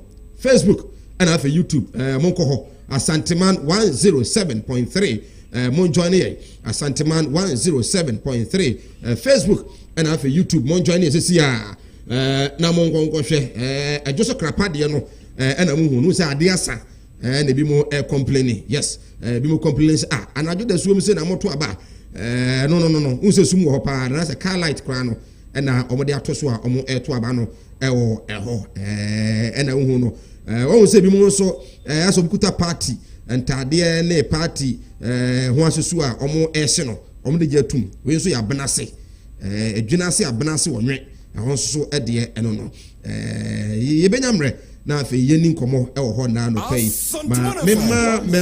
former member of parliament for Joseph constituency former foreign affairs minister honorable Osei Akwesi Ejei atenase ɔyɛma na kwaba na afei ewi a yɛnkodi nkɔmmɔ ɔdwo so mmra hɔ no ofiri hɔ no obutuo nti hɔ anyo a menyɛ so sɛ national no kora bɛdwo kora de ama no kora honorable yɛmo akwaba no pɛyi yɛbro minia wadaroma bi abakɔ deɛ miadaroma wɔna wo hu honorable akyɛ no wo de mo join yɛ ɛwɔ Facebook YouTube na Asanteman na afei mo hɛ honorable still ɔwɔ fɛn da so gyina mu paa honorable onye bɔkɔ deɛ nim sɛ ɔbaa yɛ de wafa hɔ ma fa hɔ mekɔ yie nti onye bɔkɔ na ɔbaa fie te sɛn yɛdi ka ma menkyɛ ɔtiefo mɛma obi akye ɛho yɛ paa sɛdeɛ ɔpani no busaa me no ɛfie deɛ bɔkɔ amanyɔsɛm yi ɛmo nti na mede abɛduru kumase a okay yɛhwehwɛ ne Asanteman FM 107. ambition sɛ obedi national chairman yɛmfa mfiri hɔ menim sɛ wohyɛ aseɛ deɛ ɛnyɛ dɛn a wo ne mpanimfoɔ bi di ho nkɔmmɔ mɔmɔ te aseɛ sɛ ɛwɔ sɛ now wotumi ɛkɔ fi sɛ ɔnko a deɛ wontumi nkɔ contest no ɛwɔ ne nkurɔfoɔ di nkɔmmɔ party mpanimfoɔ party ma ɛdi nkɔmmɔ no ɔmo sesɛn ɛdaase party wei yɛ party kɛseɛ paa enti sɛbe wotumi nsɔre na wonyina hɔ na wonka sɛ mpɛ sɛ mekɔ yɛ adwuma ma party aberɛ a wohunu party mpanimfoɔ ɛne amanfoɔ a ɛwɔ party no mu wohunu wɔ m adwen ansa na woayɛ wo adwen sɛ wopɛ sɛ ebi a wobɛkɔ saa deɛ no ɛno nti no mpanimfoɔ a mehuhu wɔ mu nyinaa no obiara firi sɛ party no yɛdi ka yɛhia nkabɔ mu nkabɔ mu ntiaseɛ koroyɛ President Kufuor no ana kan asɛm ɔse ti sɛ deɛ wofiri nkran na wobɛkuma sɛ na akɔforo ka akɔforo no passenger for mu nyinaa nyɛ ɔna foforɔ no ɛso so no mu nyinaa mo kɔ kumase nti mo bɛtra card no mo akɔ na mo abɔ mpa yɛ sɛ card deɛ ba akɔduru bɔkɔɔ ɔna bɔ de wadaroma so podium mo mama kakra na menkɔ ahoma no so emra ma me ne rapper ɔno ɛna the Ashanti regional NPP eyi no sɛ ɔnkɔkɔ nkɔhwɛ na mo conduct the elections ɛmfa mamanfo a ɔmo wɔ adwo so constituency Paul Kwabena Yando aba ahoma no so Paul wote me nka haya Asanteman 107.3 anɔpɛ yɛmo akyɛ Menia sɛ Mike mejo so ɛne watiefo nyinaa mekyia mo na no pɛn. Gidi yi sɛ mo nyinaa mo ho yɛ. Nyame adom yɛso yɛ ho yɛ paa. Adwo so elections no police station ma yɛ wie. Nyame adom yɛtuma yɛ no Saturday no. Ama bibia da na faase. Bibia no a asie. Mo hyɛ ase abrɛbɛn Saturday no. Around 6:30 a.m. and by 9:30 no. It's before me. 7.3 your homo bia. One hour contest elections no on the police station na obia no eya wo ese mo hyɛ ase Saturday na no pa. I mean ma me chechre niema mu kakra ma etiefo entiase. Right from the one ye dey forms ma ye say yenko ejiso enko ye adwuma. We had people omu be share yen asema omu ka nyina ni say ejuso elections there convention that ho say there bia that ye check forms because there were two fashions e wo ho. There were Adiomi fashion and there were John Kumaso fashion. It forms in a diamamino at regional rep. No, Minchemutu. Minfa we, dear Mano, Minfa we, so dear Emano. And I'm sure, Debbie. Ye koso a yes, I dear na, and ya dear a beboye. Na yenina, nipa bako. Na nipa bako dear, was the old say, Yenina, ye niema abum. ɛma nkunimdie ana desi ani so no etimi aba. So I rejected that offer and decided say yɛn nyinaa bɛsa bɛka yɛ party application form ɛwɔ party office. Etimi nia sɛ wohwɛ ya incident ya na ɛkɔ soɔ ɛwɔ other areas wɔn yɛ sɛ wɔn nya form ne adeade no sɛ wobɛdi adansi a wohu sɛ biribi saa akɔ so wɔ ɛdi so. We sat at the office and making sure say obiara saka from a opese otimi edi apply for a position. Then they also started with allegations say IT officer and research officer no enya wo nimu no our constituency nim. Oh, this is the list presented by the chairman of the constituency to the regional chairman. Maybe the list when you dear mammy say, Yanfa Nyajuma. And you be so much a dear paina, a what IT, any research officer, no one, and unti o casa semono. Minia, Yakoma, as no more can say, suspendino, and I reinstate, and so he's still the research officer.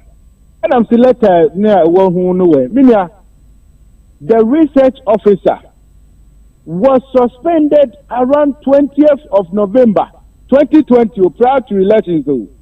Okay, because it was alleged. What I remember, you say, what I resolve all issues. Then I can say, Humberto Aba, our polling stations. And I maybe say, both fashions, no, and they answer the which media, Biano, any forms, maybe. No, me now, ya aware, say, more share elections, no, I say, at the time I work in 6:30 no and I say nebi mu aware nebi mu nya aware. I mean you can try my background of wherever it is coming from so that you understand me. But some person me call my name direct questions in there, answers in there. I will do that. Okay. We made people aware our party office say Ochina you better abano our police station because of what had happened. Because try and check your more, you will not understand why you told that early. No, what I say? See, I'm out our background now. After see, I did the forms in area, analysis or party office. No, you are a group of people be you need baby or free. I beg part of your dead day near there. They say they are not going to allow the committee to continue its work. Say research in the IT officer no enye wo mo munim wo mo abra earlier on no ya address dada anything na me church mu the series of events but now person ekoye nim so ye better nsa yes they wanted to rubbish the committee's work as a forms no kwa almost submit they wanted to destroy them, so we had to take it away. That was where I announced that Obia no who here say Obedina party officer go to your electoral area or police station. So you have to go there tomorrow.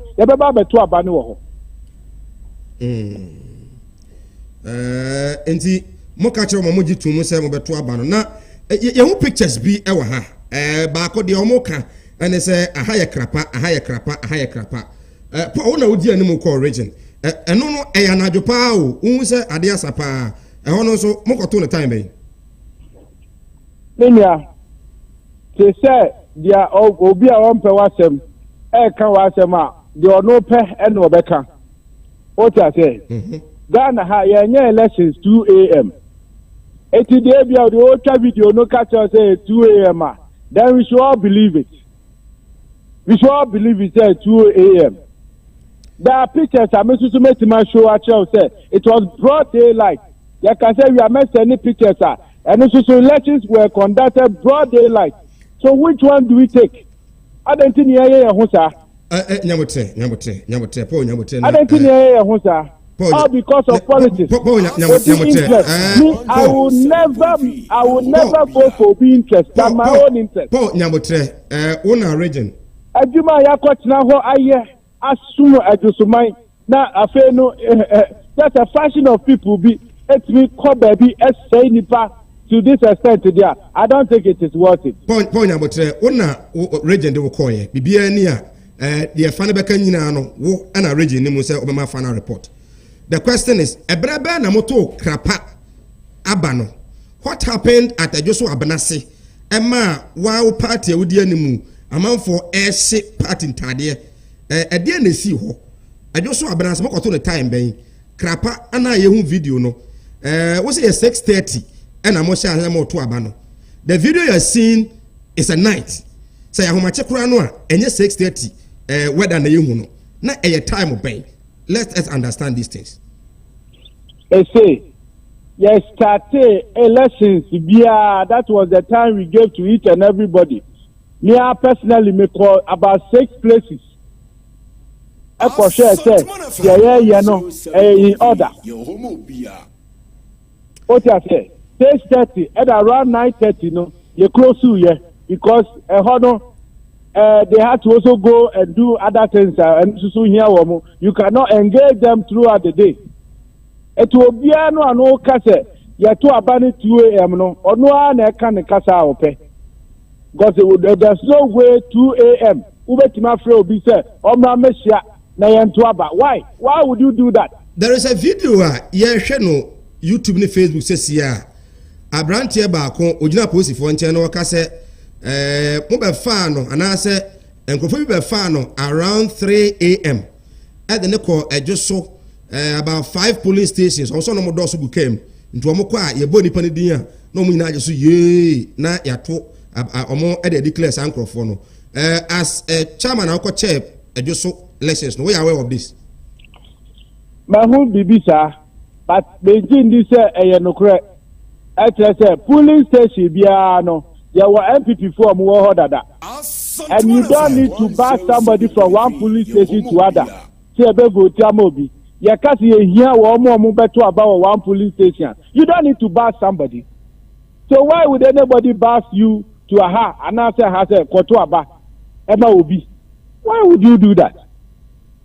There is another video I hear they say here no so no the implication is you see say amount for ho abrante bi bodin to bodin no a na mo nyina Ajoso ye obodin no mo nyina Ajoso ye. Was that how you were conducting the elections at Ajoso?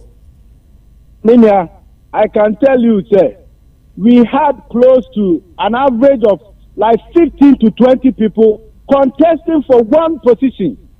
It is said there were 5 positions in a one polling station. Chairman nipa be 15 contested as chairman. Nipa be 10 contested as secretary. So the numbers were huge. But the video you're seeing, you see the gentleman mention a name of Boba Kudia. No nyina ba Ajoso yeah na no asabo different person no obi kwa say where are those people? Those you are mentioning their names now more confirming no where are they? So the implication is that some of them who were even contesting were not at the polling station. Kenya, so Obia Kasa, I would not say Nipano Abua party no. Because Parliament Ukrano, Edu or who take decision and to take so much yeda. Many are to take them no Parliament say Parliament Ukrampa, or more Shemra Kuni. Edia abeboga na hope da kwa uzo mo to abomuka yeye and so ye di nipa we ya begina omo amope we no mo pega me nsa na omo pega omo sa what is wrong with it? Would you say about to course wo Ajoso to you said the party no asumdue mu na etia na besi enei amount for you okay with elections that went on at Ajoso? Minya, mechanism Bibia was conducted in a fair manner. Any intention bia amemu. The DDA right from distribution of forms, submission of forms through to the elections. Bibia was successful. Said that Ebimuna are taking an entrenched position. The whole process, which they couldn't succeed. That was why I was trying to explain to you right from the onset. He said, yeah, G forms Sunuana, they created ways how their fashion were. It's the forms in Obianya. Then I refused that. I told them that we are not going to allow it. Exactly what happened. Wait to 50. Yeah, they didn't say one particular person, and then person who took from more than 80, who took 50. Why? Okay. They wanted to hijack the whole process, and which we are not going to allow. Okay. Exactly what happened at Abenasi. When now Oda regional, Udi regional name. I didn't say Abenasi Tiama, mo party. A man for a say almost party in entire and the party in flags. Then the basic ama wa party atare because we are party member, you owe it as a duty in Article 3 of the party constitution. Say you must always say everything good about the party, and you owe it as a responsibility to do that. Enti ediebe na beba ma party a wo se wo dom no. What to me exactly that is what I'm asking. As I speak with you, in front of me, the former member of parliament for Ejoso, Honorable Akwesiwa Seji, of which Honorable Preso, Anopai, was say, Mekrana, M1 Ebin Sejoso da, Wadarumo, when a region de Okoye, a dear portray in the sea, Emma, a man from Wabanasi, a party in Tadia. So Mike, and I make us say, whoever has done that, you know, wa party, you know, because there's no way the course one, I was say which now so at the party. So we say and someone no more cover video no more just way now. One must say suspended research officer. I am financial committee no until more yes sir. So that was why they were doing that. Okay. So I don't know. Okay. I am suspended no. Now I am party for now financial. Normally the new person why year Juma from 2020. Okay. And no money here. Now I need to ship party at area. I don't think you have helped yourself and the party. Personally, I went through a Joseph constituency yesterday. Most of the polling stations, among for some are not happy about how the elections were conducted. Democracy, they were not in the known because Muko meeting here. Now, together with the police commander, Moye said Edwada and Nayin Kamubesia, now map appropriate date for the elections. Were you present at that meeting? Oh, and some way no be new. Me knew Obia and Kusia Bebia. Okay. I have worked with the committee. So, and some no. They have planned an agenda. Okay. They want to spill it, to spoil the whole process. What I say, Moka. Tell me no Makosia. Me no Kosia say who you part of the committee now. No, almost say why would I come and meet you and tell you say no more near better? Paul, wait. Paul, wait. Almost and it will never wash. Paul Kabrayan the wait. Almost say Monday elections committee no Kokosia. Together with the police commander, Awojoso. The elections will be conducted later day. Intino any weekends no name and then Nankambasa Kusia affix a date. Meeting this also with the police commander. And I may say, we have worked with the committee. What I say, committee no any police commander and Kusia will be on. That election. Any BBA, yes, I did not. Okay. Paul, the of the elections were set to them. Our party office. My betting of our no more today, and I am and IT officer, and we told them to go to the polling station. Okay. So what have they told former? That's all. Now, you have to go to the police station. That's all. Paul, finally, will you investigate as a chairman of the committee why Krapa elections were not conducted at the set time with the your listeners? I will have to look into that, but I don't think that. I make a video no share. There were no channel or any interest. It didn't work at 2 a.m. What I say, only interest. She said that I will catch him and say. There was a third meeting with the police commander. Said, there's nothing like that. Okay. Okay, I said, they have planned something now. I'm working for them. Indeed, and I was not going to spoil everybody's life. That rather, no party interest. So, Obabuaya Mayahunu exact time or Krapa elections no course. I'll look into that. Good. Paul, say Anope, tea for the mic, went to me that only what tea for you. Paul Kwabna Yando, a regional rep, or no, and I didn't acquire Santa Regisson Cohe, elections. No, Senator, honorable former member of parliament for Joso constituency, honorable Sekweseji Ewufia.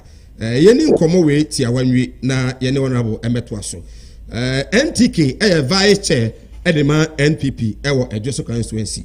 NTK otemenka Asanteman 107.3 anope yemo achi. Nya we Joso. Ibi abako de. Isto adam bokora muzo. Nyame adome ho ye pa. Region Poko Brian do edema mo se omehwe mo so amayanto aba ewo Joso, right? Yeah. Good. Mo ne ya adwuma kosi se ya to aba wi ewo Joso. Sanetie. Well, yeni na ya adwuma be say ya to aba na wi dey that one dey in here in the holiday. We cannot say yeni na ya adwuma ko be say to aba wi because yento Joso aba yento. I've seen videos, pictures, daylight elections, night elections. Ewo Joso. The etona na jo, the etona wia, the etona no pa. So why would you say Joso aba no yento? Well, me that say na yen share with you for and no pay. The reason I'm saying this is okay, you've seen pictures of night, daylight, and whatever. So what I say, you also about what you say. Now maybe say, oh, you start to say 12 days. You better not say you say 12 and I do 2 o'clock and 3 o'clock. Yenti be that. This is a police station election, and they say be a converting at one venue. And maybe a year after 2. We are talking of 205 polling stations within the Joso constituency. So what you say? And you know, don't say 2 a.m. Me koto ha there, 3 a.m. me koto ha there koto ha. And we be we ha and up 5:30 and 6 o'clock. According to your original rep, Poyando was say elections no. I shall say on Saturday 6:30 a.m. and I'm end at 9 p.m. So the assumption is that Abia Nakrapa de Kwana said the Huna Najono one of those ones. But yes. We had your Huna Najona. It do has we are selling and of 7 you know Ghana and we are near experiencing solar eclipse. That is what we are all asking, say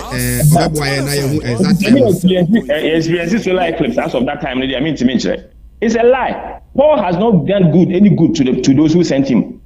I'm telling you, Ajuma Paul Bayer was just no. Sabi, I'm here payo. Already now we had issues, but then for the sake of peace, we decided to be quiet. The committee Nankasa Krampono, just a committee, was not well inaugurated, and he knows it.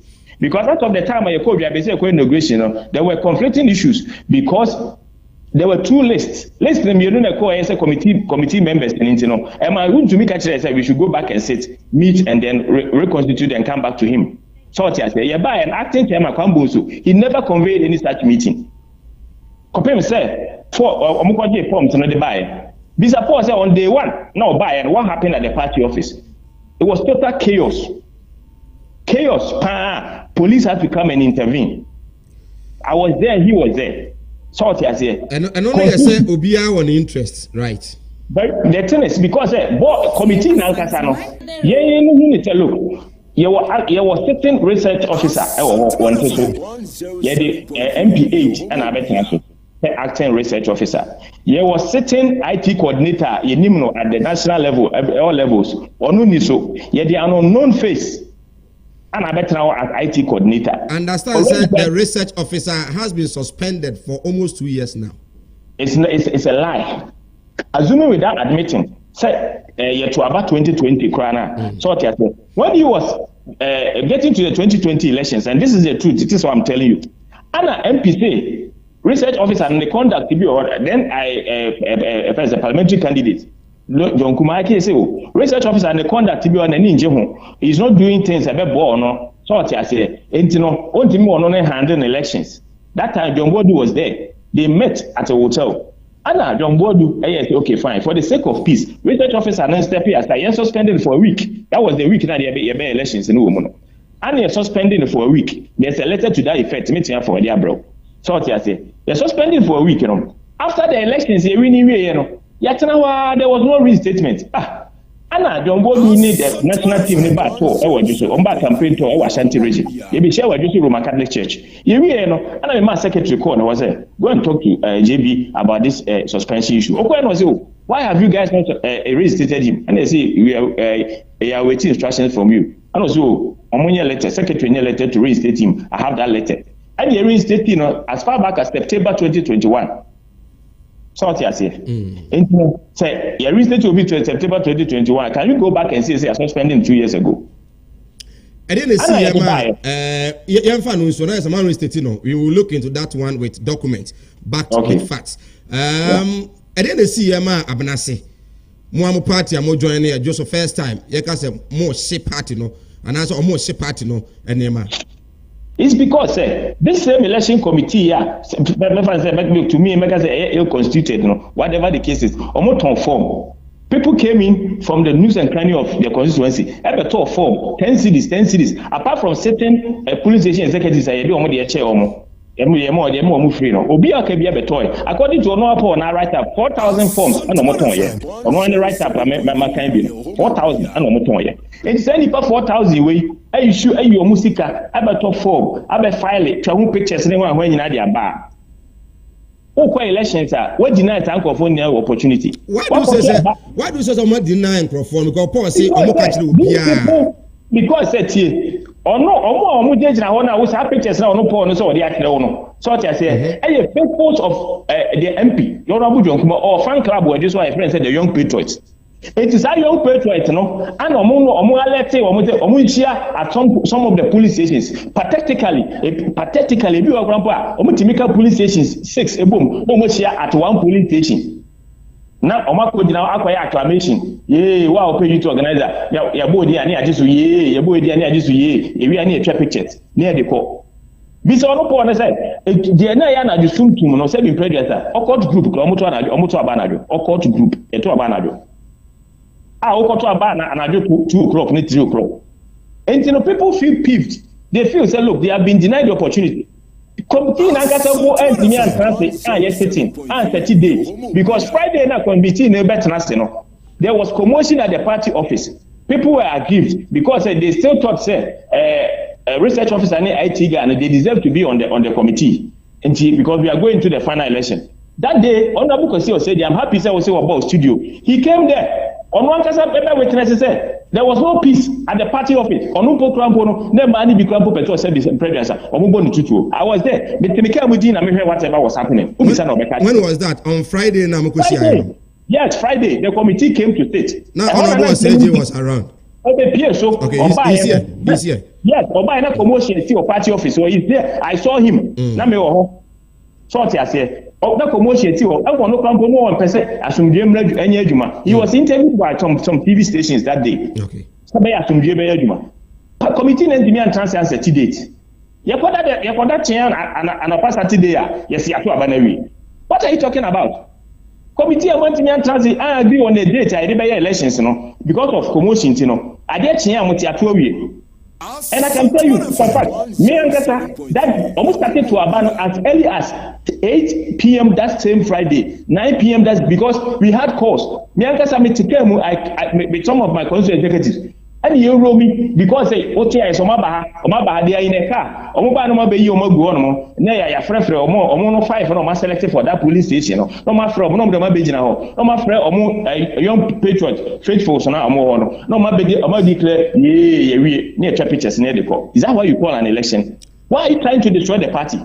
Party Nankasa is already suffering in parliament because you mistake be impose MPs on certain constituencies. I mean, lose a lot of seats. Okay. I think they open in position of electoral area police station executives at the police station level. The police station level is the root of the party. If they don't know, and you can say root to know so. Now the regional rep being Poyando say almost elections now and to him everything was successful. With the exception say ABR.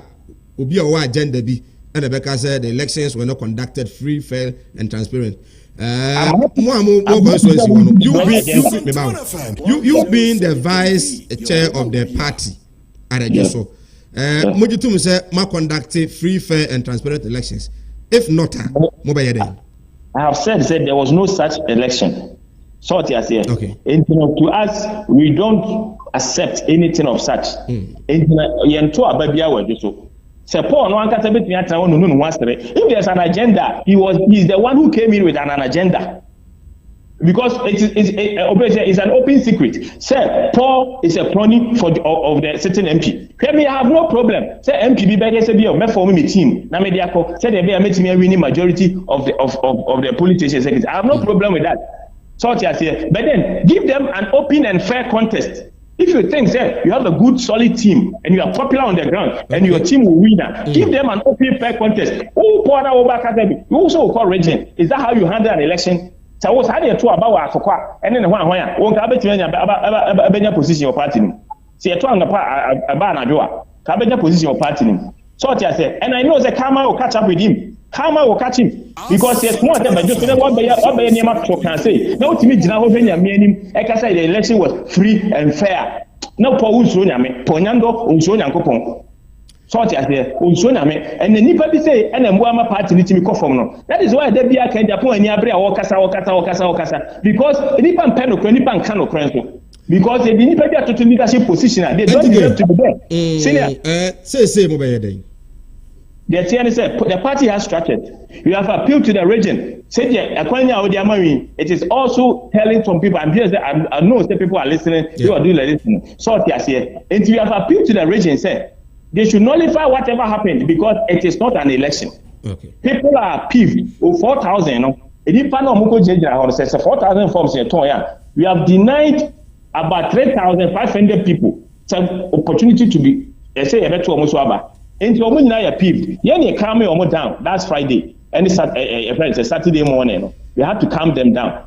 Saturday, no, at the constituency office. Na basa akra yakoso. Is it because of say ebi mu se bia omanya kwanya nto abane bi nti?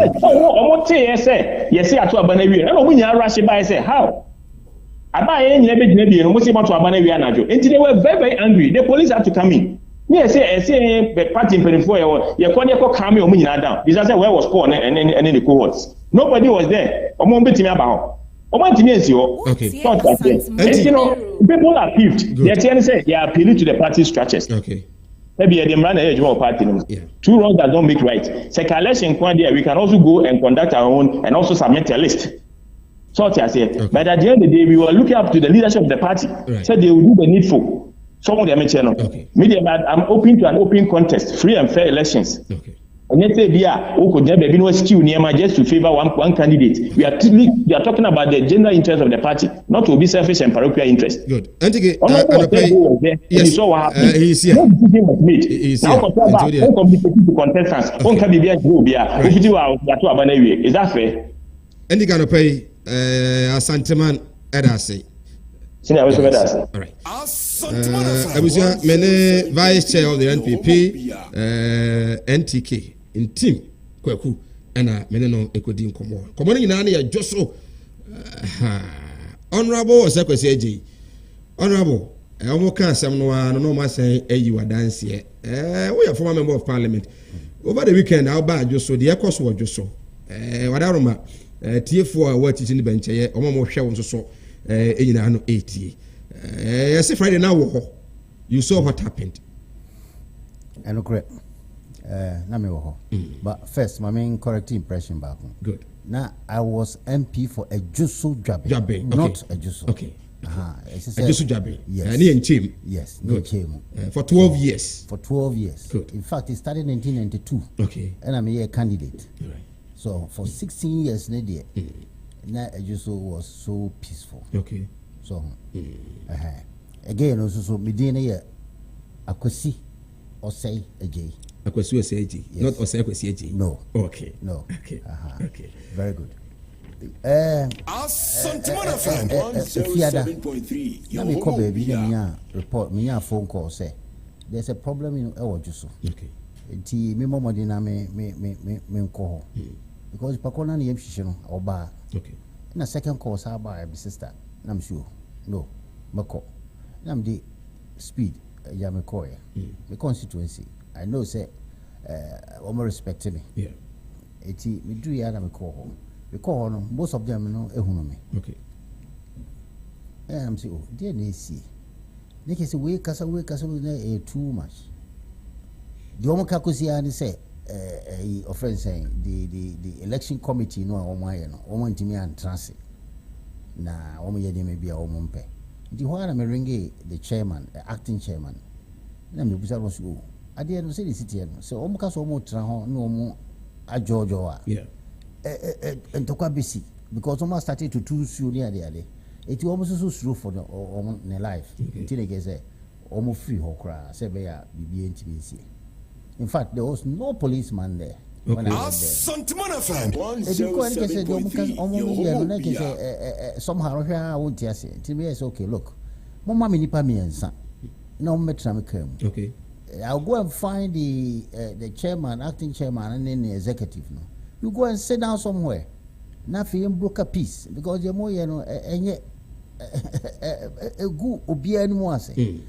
Now I'm surprised NTK or say no TK no Herman no.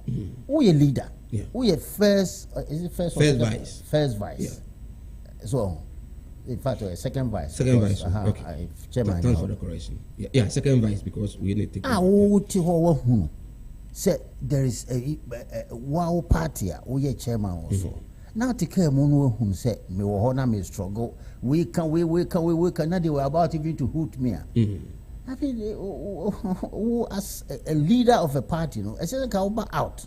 And then both of us will sit down and calm the people down. Because you say mom I said factions. Here as someone now opinion or about so all can. The convention they say why not the farmer will not the far away. These are sort of things I am tolerating in our party. What's it? Two fashions. The last election, of let's say 2016. Okay. No, 2020. 2020. As honorable Dumi, honorable John Kuma. Exactly. Okay. At a police station, a one sent by it, almost a movie is okay. We Joe there, we so there, one phone call. So for the sake of peace. And you're right, number one, and you're right. Number two, no, it's more creative. BB say the more people you get on the ground as a police station, is and a bit more winning. It's not true. So, I'm a police station for your for the one better about. It's not true because the last election, not a offense saying a former MP, the whole executive, all my collective executives, now we're about 1 or 2 pet and support. Okay. But eventually, they came back to him. So which to me says and as a proof say no executives automatically they may change their minds in the course of their years before elections. It to me idiot. Mama bibia without fashions na momo bia form so person to no kokko na croforo penoa. That is okay. Rather than say bia mo chiche mo mienu say na modi akwako feso. It's going to create a lot of confusion here. The course at the long run, the best side it may affect work and when you are more pray for national chairmanship position. I don't think so because at the end of the day, they look at me and say I'm a very peaceful person. Okay. And then maybe a happy many time, so I overlooked it. Okay. So I overlooked it. Many time, over to me, na obia womnim so obeto abama me ana so pema 7 no ma block no ye man nko to bi so it never be the course but I didn't care. I say okay, look, at the end of the day the people look at me, look at adwuma me be da jusu dwabe me ba jusu dwabe no e kura na nkania wo ho dey route 7 Asanteman FM 107.3 so be ka jusu dwabe o the whole jusu dwabe nya lights before I left, except Kurasi Kwani, the only place. I eventually woman realized there. So, eti usha and somewhere a course one fashionalism no a course I hate it. A more parties development, a more party nyakono, because you people are eventually a crofwa a jomunso a party office the benjo.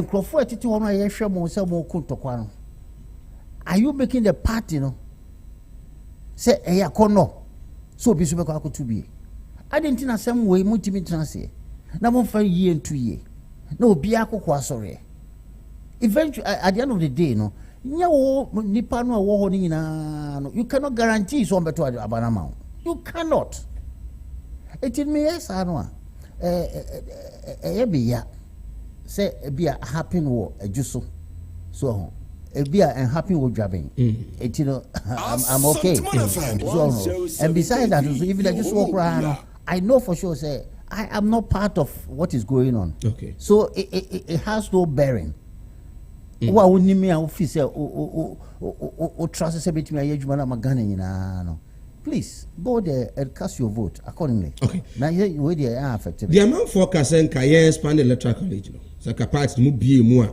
ebia nka we nyina no emma no woni sankrofo no mo susu san ba ya me no mo ya dream bebre you know enema ekoso so system why they to one why they adwuma no we cry we dey to we say no enka eye papa provide say obia beti ase say yekoto aba eyi local police station executives wom ne kwakoto aba ma wono debe no wom say obi ekoji forms no de ko she baby and then say debe no wom so bi ko e bibi sure so okay so we expanding across so it will still because people don't see at the end say the reason why I hear kwakoto aba no mo tell say the reason why I hear say SS police station enya executives on mo tell say the reason why I say abano your friends and she share dey free crime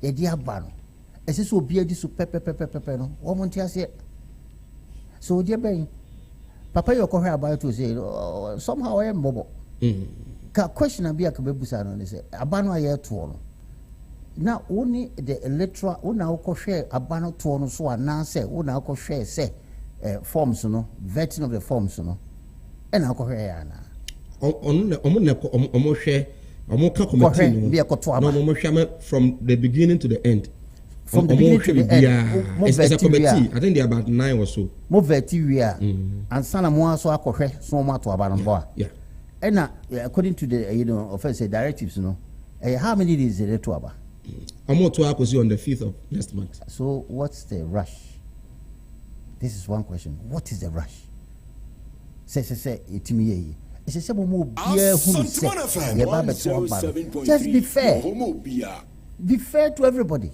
omo ko gina ho ne yakwakoto a ya salai ne ho makoto o maba simple so why is say it started nozia for instance why you don't have to because 200 and something 205 or 207 or so 7 police stations no enya they are adding from here to here be a one town or you say for instance or you will be 15 police stations or so how many hours would it take and untina party office and as a party national executives say yeah 3 days on the 5th see mo twitwimu sa no bia hu sa de na ye na ye den punish obia na wo mwa obia mesaba we shall go to Asanteman Dawuro here on Asanteman 107.3 medin RSMI Honorable Akwesi was AJ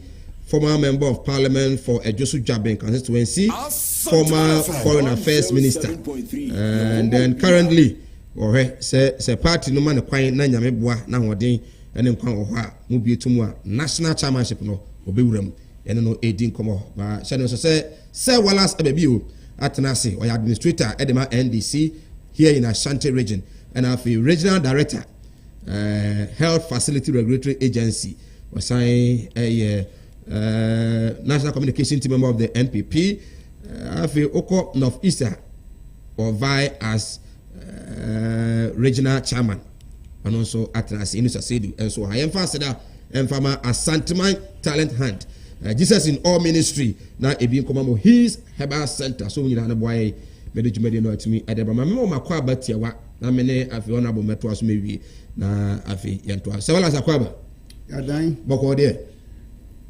se ma ke timi hume timi hume na oda nyame ase na boko de nye boko okay we be ga se uni apo na afi de ase obi a egu no so po yando na koe po ana won kan ye on the call you so me te say poyando askwa kofijima kofijima yes Paul also per secretary deputy regional secretary when the head so mahunu say abano moto no from 6:30 also na say we say MPK so moto no also moto no ngotwe as if you so call moto no from 9 p.m. also be cry 2 a.m. na dey ye no mo pe say dey wona bo kan if you know you done well and adia let your works determine how they are going to vote. Okay. And again, the first say, Oma only are gonna win polling station elections because we have sponsored him. Doesn't necessarily mean say at the end of it, no primaries is better. Oh, sir. Oh yes. Some sponsor Oma or no police station now. Example. Asante region na forms. Yes. Says we want to me atuaka. Utuabika. And a north ni we according to the story we are. Yeah. And at the national level no alanche matin atuabi yes ba omi atuabi yeah does it mean say omo ba omi atuatua ma omo amkwaji no ombe budo mo Asanteman FM we need the idea had identify on one crop was way general matter o nyina exactly but we so there yeah artistic suppose it doesn't mean say me go to doesn't mean say what do you say me unipa and what sponsor me yeah doesn't necessarily mean say me go to ametuama. Does it mean that? It doesn't. We come to that anyway. Say, 388,000 police stations. And I launch a match. We are saying, we are hearing, so we're turning in our car. 10 cities per one. What about 10 cities by 388,000? What do you get? 3.8 million. Police station, we are across Buha Bear. What do you say? Bakuba. Okay. Baku. 38,000 times 10. It's 3.8 million. Adesso. 3.8 million Ghana cedis. And I say 380,000. 380,000. I had 3.38 billion old cities and 3.8 billion. 3.8 billion old cities. Where does that money come from? Na unima lunch martin. Minino. Unima lunch martin. That time okay. At that time this time. That time and this time is the same. What has happened? What has happened is that he's been out of office for about 8 years and he's come back. And he has been a trade minister. And he's a trade minister. What did he do? Yes. Abba. Oh, when was the last time you heard about him? I'm saying the regional chrono airport 2 pairs now. 2 pairs now.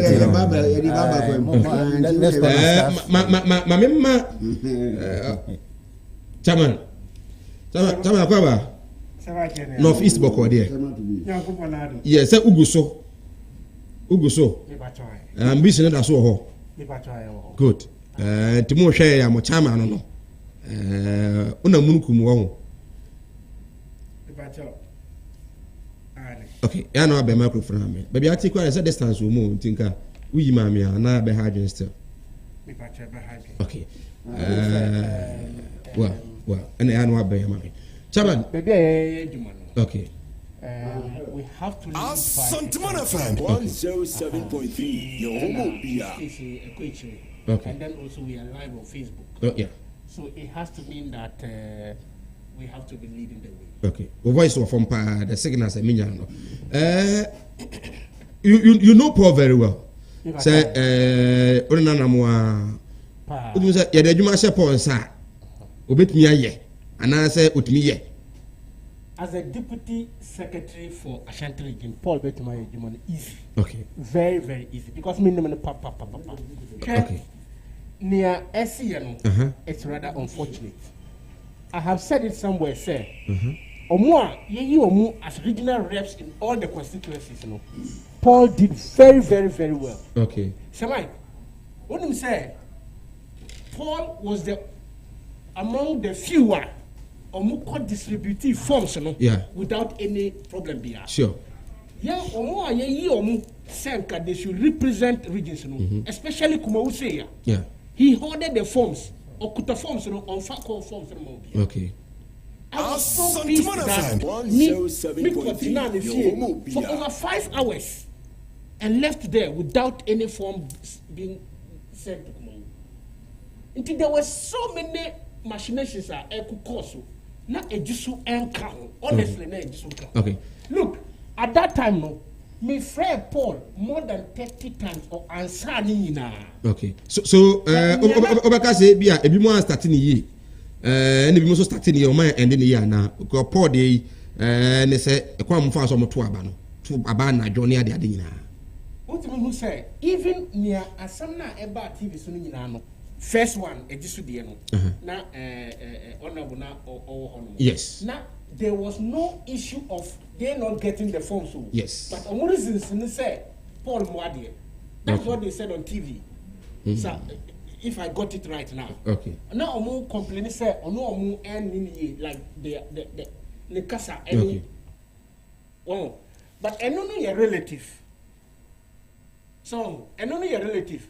You can't meet a person in a day and FM 107.3. Your homo bia. And it was so smooth until this morning. Na me tiemu, na me ti abontino, na me tiemu, and then I realized there was some issues in Ejisu. Honestly, na me name say. It should be yes, sir. Yeah. Okay. Because Ejisu's form distribution smooth. Okay. Very, very smooth. And Paul was even helping other constituencies to do same. So I don't understand why at the end of it, ever say. But honestly, one thing me come up at money say, we have to be fair at all levels. Okay. And we have to be seen to be democratic at all levels. Okay. Man can say politics more machinations in but I too much. And we have to watch it. Now, more elections, Buddha Moye say, my chairman, honorable. We no cry more elections, so internal and pony. Ghana forbid me trust, say, General one, well, yes, definitely. Ghana for because Ghana for the amount one as a political party, no. Now, say, what to be discharged here. Ultimately making sure say Nema okay or promise Ghanaians in the manifesto no. Why yeah? Ghana for no more watch. This a inquala a offense and some we see normal in the sense say a dear a timmy criti confusion so but something that we should not encourage it. Me point no because there is no be a war directives about any say.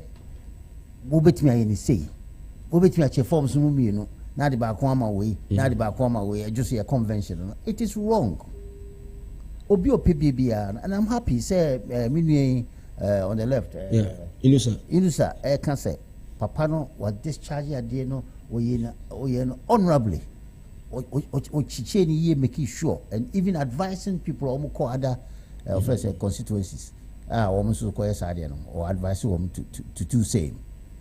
But the issue is Asanteman FM 107.3. Was it only to distribute forms and vet and now say to go ahead with them to ensure say elections is being conducted in a fair manner? Exactly. No intimidation. Exactly. And then the mandate na. Yes. No, so come there. I'm surprised what can say. Baby or high Ubusan say a Siana Junior tree or say the person's impression our day man they all trap photo to their banner and they their communications a year banner and I say photo near their banner you can doctor it so once you do that for your own political a year or so now I wanted him to say I was there it was not the time I almost okay so if indeed so can say there okay, say only word against the other word. Yeah. Ebema a year elections occur na be credible. So, but what I all can say he's going to check up. Next it means say be na oni ho. Asanteman FM. Paul clarify once he can clarify that in there. They can say yeah him. So because election there by all means be peeved I'm not saying say you're two and I say you're two. No, I'm saying say election idea, no matter what, be paved. So once you put you dig yourself into fashions, you know, a whole problems no banner. A whole thing I may can say, look, if elected as a chairman, these things, you know, a better background, because you don't need that in our party. Okay.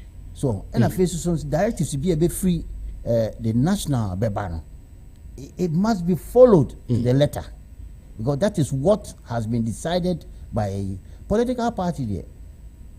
A freedom to join. So, say, who could join political party? Why not call and I don't sacrifice yes and present me joining? It is a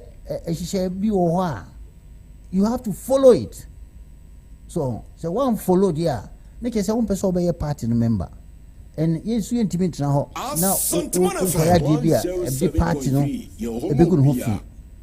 the party is always right, always, and a party is always first, no matter what, because leadership no decide we and they about form no, a form leadership no also the bar, then we all must respect it. Say the baby bit me acquire enemy, but yes, if you do 50 ne assassin to suit a EB. A do I say how near assassin to suit a certain people. No, that is wrong. Honorable, yes, your ambition. Accra. So far, I do saying you say now Kasa only Benufakasa. Yeah. National 16 regions. Yes. What shall I say? A dinko more a form to say. Oh, Jamia Daroma, a form year in the sense to say. There is a bit of disconnect. Okay. A Jumano government na abono home modern year pa. Okay. But it seems that party no any government no in term no any smooth. Party no government, yes. Okay. So party no the whole government. Yeah. So as I say akola no born homodin pa but papa no onya information a se so onya na also the be maame any woman ya kachire no. This is what I think say MCA. But so we because say a form year say no. Obviously competition here cro NDC betimi atu futuro good penny more to get a political advantage. So I don't know say ekobasa no ya na nipa bi ame omo yam hihye omo say rightly so, because we are not selling the products, no, we are not getting the whole thing from the government, you know, so that the people down there, no, e-levy for instance, obi obeka say e-levy enye esi ebe kuye ebe bia oboa. This is the trade or NDC for trade. Every time we are stock in trade, every time we are no policy bear pana back room ha NDC challenge it. School offers free education, they challenge it. School feeding, they challenge it. National health insurance, I was in parliament, they challenged it, they boycotted it. Say it's impossible. It be yes idea no. So they be policy bear pana back room ha NDC back out to come and say oh program where they be boa Ghana. So MPP we yen party no. Ye ba mu a ye ba be ye adwuma amagana akoso akonanim ye nya adwuma se ye ne ye hwe the political 4-year political term no ne de ye adwuma wo ye ne sa wo mo a o man no wa ha o man no so ka se we the advantage we the me sa ne beto abama me ntimi kwakoye a wa ha o man no because ye the o man na show nsem say brana be ye ade ema o man no ne nyina ye ntumpon, including the NDC, okay, and other political parties. So say ekoba say wo ya de no na de na ye ya me to me no NDC o MPP o ye nyina objective so far as the constitution is concerned. You see ye one political party in Ghana, yeah, outlaw that. But rather no, there will be political parties every 4 years be able contesting. There are certain things be why and sano uko ayi officer brochi ni baby and you may be why and sano the obi ba is so to so no oya there no in national policy. Yes, one say constitution NDPC national development planning woman commission no woman the assessor come outline of everything. It will buy what means Sanyama be to suit your own political agenda. So you cannot do that. Yes, I know man de bianya oyechi. Yam kwaya nimda. You started with Korea. You started with Singapore. You started with Malaysia. And then Singapore is one of a top ranker in Okanhombi. It's because women have consistency. Yes, a chop change. I could find a school free education by. What is here can send people for Mangwan Echo. Last time I called a Nima. Two Nima, Oma Block was na party, getting. Nothing on my block roadie. Everybody say Achimota, a Nimani boy, or call Achimota, no more party amano. Because of the free HS, free senior high, no. And untina Aquadano Timikobi. Other than that, Nima boy, a better no Timako, a Achimota school of all places. From Nima to Achimota, it do 6 kilometers, bare 5 kilometers. And so be Ankoi. You cannot live in Nima and so be Achimota and so be good school. And then, college now be a Kobe. It's a good decision for the country. Krobia Yibiano, education so. Education, and a China for 2 omudosumono. Now they were educating their people. We call America, we call Russia, we call England, we call Germany. And China say, look at where China is. America for Korea. India did the same thing. The old school abroad, any offense Indians, normally Koreans, normally Singaporeans. I don't you say to me, education here. But education as a social service, no. A who's canon, a man term. So, a whole benefits, no. A man term, a be a baby in 10 years, 20 years time, no. And you behold the effect. Education a woman this country. Okay. It is all your way now say Ukraine. I don't think say any political party be a open or contest here for the benefit of making sure say or maybe you should criticize it. No. We say good morning, Sir Mike. I'm listening to you from Wankra. In fact, Honorable Seje is making a good point. My regards to him. Okay, Honorable Ate. We say they were alleging Honorable was there. Was there a fixed day for the elections? Please ask Honorable for me. We say, Sir Mike, the good news is that Honorable Seje has also risen to be a national chairman. Oh, I see. I only heard it this morning from your end. I wish him well. Nanapoku, and so the free Jamase Abba, I don't know. We say, good morning. I hope you are doing well. Let's be truthful to the discussion. The regional rep did not help Ejoso people. This is the first time you are hearing such a big incident at Ejoso. The election committee must come again and conduct the elections. Okay, yeah, that's it. Nana J was say, Sir Mike, good morning. Can you ask Honorable about the Ukraine? We are listening to him. Okay, Nana, Ebibusa Honorable Eddie Amau. We say, when did Honorable concede to be the national chairman? Is he not coming in late? Honorable, any answer we for a few. Oh, Debbie late. Either can say John the can answer. See what you try to go and see that. So, and I see you get the answer say, Utubika Kokotwa. No go give him. Onwa osadi fonso ti confirm say asemo kai no e asembi aye entisa party say me kan no party de so hunu mpanimfo no na hunu enipa e wo mu no na odi wa adwen kire wo ka kire say yes adi papa na adi me dem sika bom na me ba party no. That is me no come and a face so going down your core constituencies ni police station na ho na ye no ho ni adi bia say it me empower more. So na womo so huru say womo ka party no decision making no yi levy by na ke call form ni womo kan self ye enka ndis phone timi to mfutu nkrofo ni enka say bia o ba be kunya ba be say no, it is not true say be say. So it no ne me bota ya me gina so sisi it be hwe wo ye at the polling station level. So we are there just there. I agree with the other person. They should look into it. Okay. Almost shame we not say yeah. Important. Let's sit down, Jojo. Okay. Nafi ye hunu baby no kreno and I say ye any pepe eye infatuo because a whole here me pa. This is coming from an NDC person. I say as I'm an NDC person listening. A long time I heard of the Honorable Foreign Affairs Minister.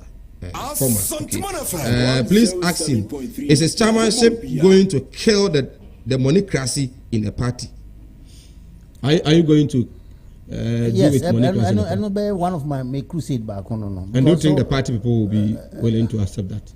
Oh, said the chairman, council so put up argument a beboa amaye. By all means, no omobiti near and also not for saying the conference the biggest decision making a omo behe that fe odia tuja no can say yes sir. Then it becomes a party, a policy. Right. I was joining a higher Asanteman 107.3 FM. Yene former member of parliament for Ejusu Jaben constituency, also former minister foreign affairs, Honorable Akwesi was say eji ena yanono edin komo. Me yanema rapport with Honorable Sawala Soha and afi inusa chairman and so ewa. But then Honorable yentie we the abano eye Russia efa Ghana for Ukraine Ghana for more Ukraine the oye ede ama omo emra ye ba ye be di won ko ketu abi na afi what the last words chato na yakra. Information gathered was that about over 460 students have left Ukraine en route to Poland, Hungary, Romania, Slovakia, and Czech Republic. The students will be received by officials of our diplomatic missions, honorary consuls, and officials of the students' union or associations. We are pleased to provide the breakdown of those who have exited Ukraine as follows. 132 have arrived in Bucharest, Romania, and our officer on the ground is preparing tickets for some of them to leave tomorrow to Accra. Reason why I say some of them is because the distance between the holding area and the city itself is, I'm told, over 500 kilometers. Am I correct? And so some of them are on their way to the city. At the moment, he has with him 24 of them who are at the airport, and he's trying to get them on Qatar Airways. Some are being processed at the holding area, and I'm told about 60 of them are going through border formalities. So they're on the other side of the Ukraine border, going through border formalities to get into Romania. 38, having crossed into Poland, are with our officials. We are currently also making arrangements for those who are willing to be assisted to get on flights. 25 persons en route to Prague from Slovakia were assisted by the honorary consul and will be received on entry by the mission in Prague. 25 just this morning arrived in Hungary and are being sheltered at the Pentecostal Church in Budapest. 107.3. Right. Into we Ghana's Foreign Affairs and Regional Integration Minister Shirley Ayokobotwe Enka Enamati and Shaya Omodi Agu Akwemu Ghana for omo air try say ometimi eyi omo ede omo fi Ukraine na afi ometimi abekon abusuan. Onyame yadmo on the 1st of March International Conference Center omusia busuan for Ghana for mabusuafo ewo ho no se wunu abi wo ho a ochina konkran na ekohia otienka free wale otienka efiri Nandon otienka free Safiyo so across the country and afi Asante region bi otienka bi ha no mabusuani wo ho minister say ochina wo hia mba. For the meantime enipa kakra and so matimi secure passport visa and political the amount omo eba Ghana. Foreign Affairs Minister, former Honorable, the current minister agent to say ne kwan so ano oh me bomb in semano pa ayoko otimi nka kudos why are there. That is the way to go. Asanteman FM 107.3. To be honest with you, ayoko serve under me as a deputy. Oh, okay. Yes. Oh, okay. Abra Nanado ekoye na obe substantive. Yes. Debi Nana ewo ho no na me deputy no. Yeah. Na ayoko nso ba ho. Okay, as also deputy. As a deputy, second deputy. Now we have 2 deputies. Correct. Oh, okay. But nama me were so many years before. Okay. Or join. So of information. Yeah. Okay. Why are they? Why are they? Papa. Sana evacuation tea. And sana ma we no so expensive money. Ghana government because according to the constitution, you know, Ghana ni bia wo how be bia wo bia na ho chire wa. As I said, Ghana government were responsible. That Mamena discharge say yes, sir. Provision away your constitution, mono, what discharge it. Okay. So it's a plus to Ghana government and to Ghanaians. You know, so Ghana need baby will be and yet try to evacuate them. So the okay, you know, most of the Eastern Europe, you need embassy except maybe Prague and Hungary. Romania, I don't think so. You don't have the honorary consul now. You don't also say a national of that place, you know. And you know, to evacuation, a complex because border it seems they were honorary consul for now, consulates now. You know, Omobeko Prague, the way you were, or for instance, Czech Republic, your embassy, or Hungary, your embassy, or. And Sunday Horn almost me start your process or no. Because almost back a crack. Tigana for Yabutre. No money ratio say a binary idea. So a day Ubio Bia Nasa Ghana Bia or Pese. The word then say Opese or Befi. Said Paco so on Peso Beba no diminution be or Akoshe baby and also better chronoswa. And no dear, on to me. We a student too, we a Ghanaian, it is Ubia, we be a Ghanaian. As long as you hold Ghanaian passport. And no, some of them may not even have their passport to them. A bad situation because one could join a shelter center. Until ultimately find my baby because now passport should be if you almost holding area no a safe place no and some almost start your process I'm only visa sorry only a passport a processing no am passport I BBA near the number so any students any person be or yeah willing officer on the life is threatened and they wait me I now you see Ukraine has several people say make a honka crown yes a complex than you who knows say so by international law no sovereignty a castle a sovereign state yeah now you can determine what to do so as long as say to me no she nipa no ho enti uye bibia ebeboa so but you see at your global village in the sense say uye bibia na say nya ya wo montra ho ama ho nye say enti your courts are between the court between the international so many things these days enti no Russia country bia no the border war no it's so slow no so if I say be Ivory Coast it's say ni Ivory Coast ni a good relationship I say the Togo ni a good relationship I say the Burkina Faso ni a good relationship say the be ya obi timi ko tra ho no men wo ne bia on go there to trust and be Ghana so it is over here the bia ni wo ambassadors those countries no bia okru baby akru no wo no say be ya obetimi ahwe ho no monitor ho no hu se ne ma ekor bibia ya kama na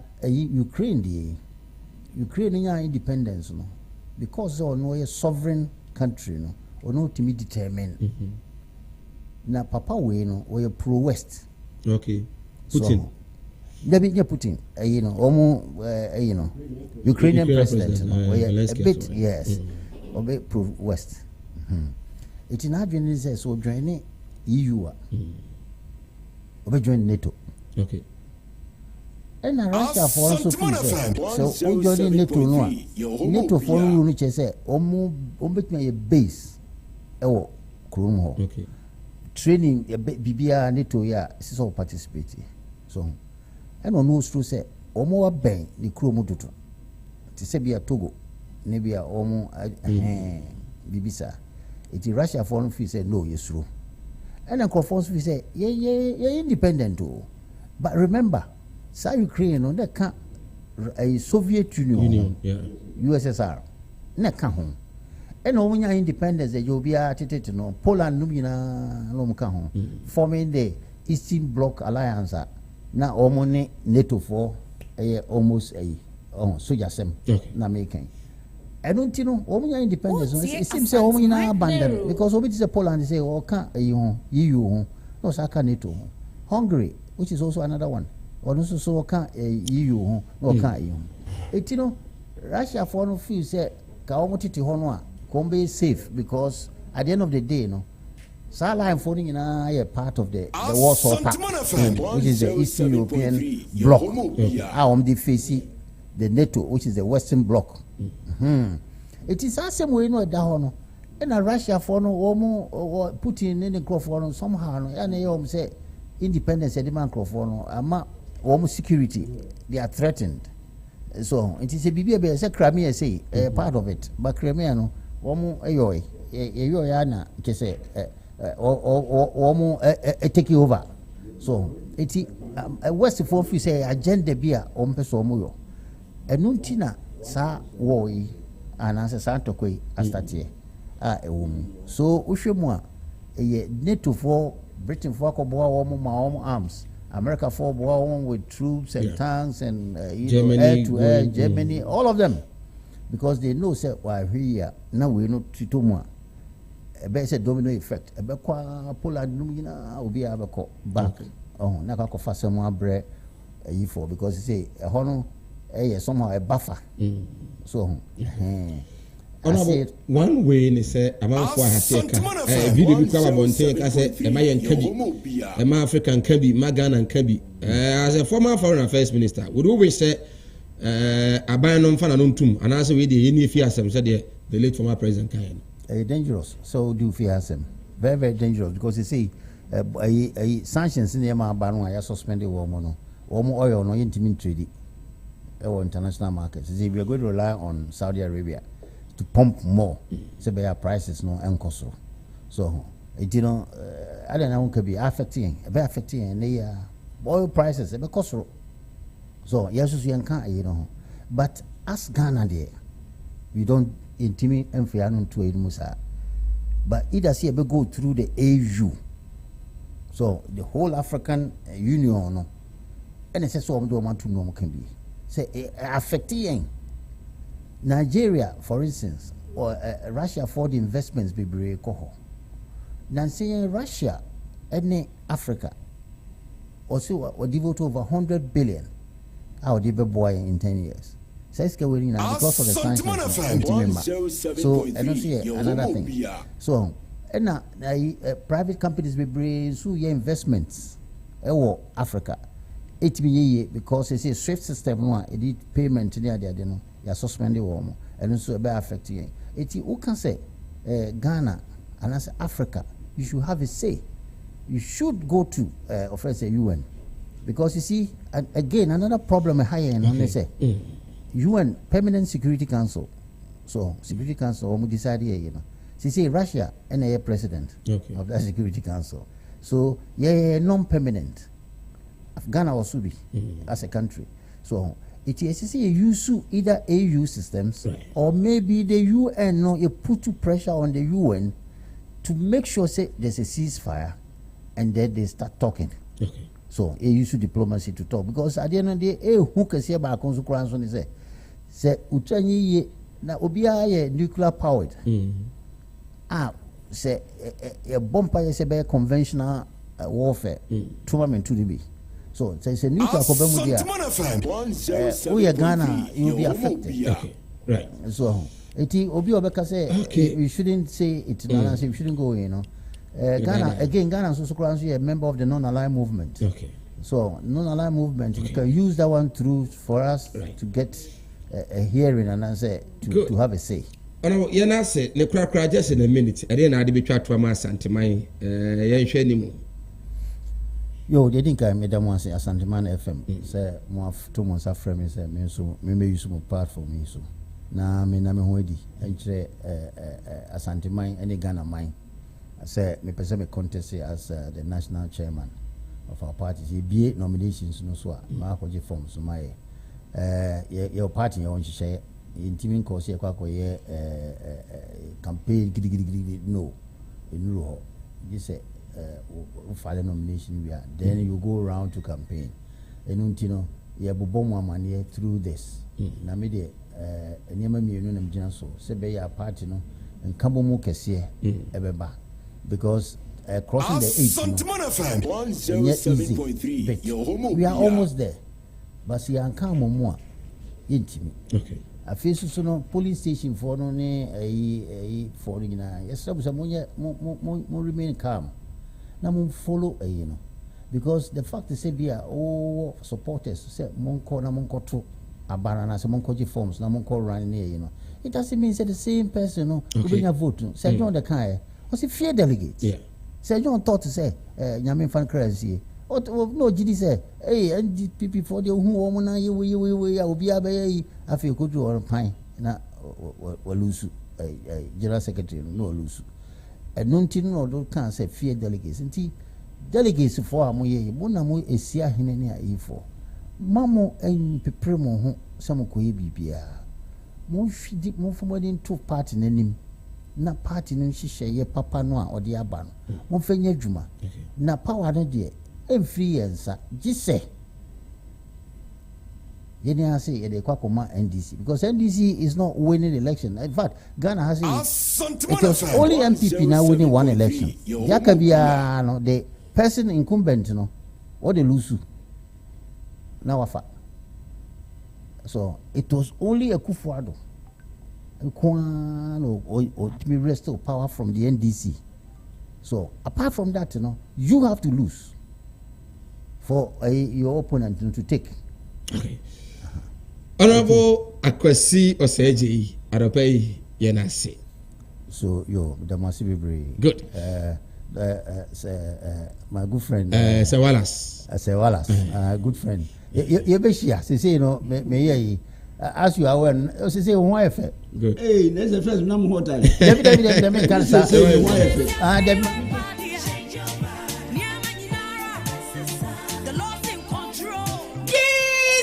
Kayo, see ni wani yenimu. We di fokesi ba kupe Columbus apia. Wait and get. Adayesubra. Akwantre papa. Wajete frenche mo winter nunana. Esipro obra. Ne brankoye. Ensentrenie ni akwantre a. Emu hawo ni amadi huna sise kuda.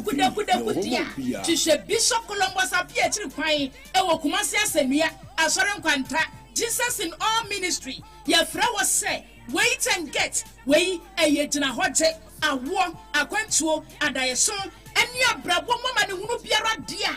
A ye Bishop Columbus appear, Bishop Yossum, Uquada, Fiada, and Equesiada, and no pano watch a penny assassin, no what's not say a year counseling, it's ye was some. Adaya so ye betrase ye deliverance ye bebo empire boy ye bebo akwantre ye de go from one time ama bibia se atu efiada ye twabo so bibia to enso ye all night when the bishop onka say e was 0244 240 234 and 0243 286 328 Bishop Columbus appear ye friend wait and get.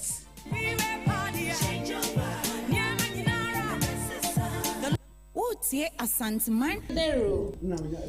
Right, I was here. Yes, I am by 11 minutes past the hour of 9 a.m. Today being Monday, the 28th day in the month of February 2022. Midi at the same mic. Sewalas Ewaha Sanso Eda Chamanusa Sedu, and so I emphasize that Emma Jesus in all ministries. Jesus in all ministry. Bishop Columbus appear akwankyerɛ papa say enadwo etsena brada na yawada ye counseling trans nyamre e de hwɛ nyame emma sanso na okuada efiada na kwasiada enso eye de ono so etimbo modern na afi no wone nyamema eye asore kese pa na tumi aboa asenua asore nkwanta ho na solo so for Columbus na kache no ewo modern na ekopi ho na papa ntimi emo 0244 240 234 0244 240 234 na afi papa entimi new entimi enkita ho Sir Wallace Abebio Sir Wallace two issues ena ene yedi ho enkomo di kan NPP polling stations elections and matters arising and afi so that of the Russia Ukraine issues mintio medical first 10 minutes we are ending 9:22 oh so NPP before me na ba ho nti ehweniye na ma me mo na ma adi Lord kakra enusa say NPP chairman on ko di be 45 minutes nti you can say you call no or the expertise be wura mu mai MPP na the entire person me so ko wa han campaign na MPP for na the health insurance bag na never come go haka order upa that community no me union debate. Read this. Forward in the check here. Government must accept useful minority suggestions. That's adokufo. Government no bono GOVT.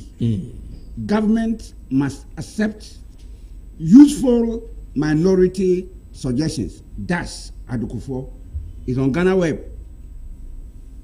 Wednesday, 26th of April 2000. Wednesday, 26th April 2000. I mean, Dr. Kwame Adokufo, MP for Mention, on Tuesday called on the government to accept useful suggestions from the opposition. Third paragraph. He said, the position of the minority at the time, 2000, which has now been vindicated, is that in view of the high dependency ratio, high levels of unemployment, and large percentage of people living below the poverty line, it is more appropriate to encourage private insurance schemes. Fourth paragraph. The MP said communities, religious bodies, employers, associations, and workers' groups should be encouraged to set up their own insurance scheme as being done at Nkransa and elsewhere in the country. The next paragraph.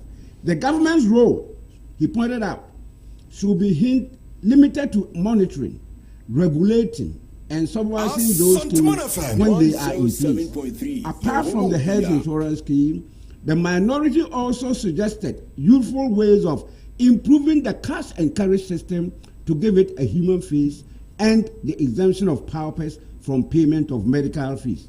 So what is he saying? The MPP never supported health insurance, free health insurance in 2000. 97, 2000. It had been piloted at that time, and there were problems with it. And what can say? Time one year starting, or more can say any year. In the 2000, the reason why he said that is here, second paragraph, intentionally. He noted that the billions of cedis and energy wasted in the single national health insurance scheme. TNEO, let me repeat it. He noted that the billions of cedis and energy wasted on the single national health insurance scheme could have been saved if the government had not brushed aside the minority suggestion in 1997 that such a scheme was not viable. Asanteman what is the MPP saying? Honorable Oseje Okemobi Mebusau, we were in parliament at that time, 2000. Let me repeat it.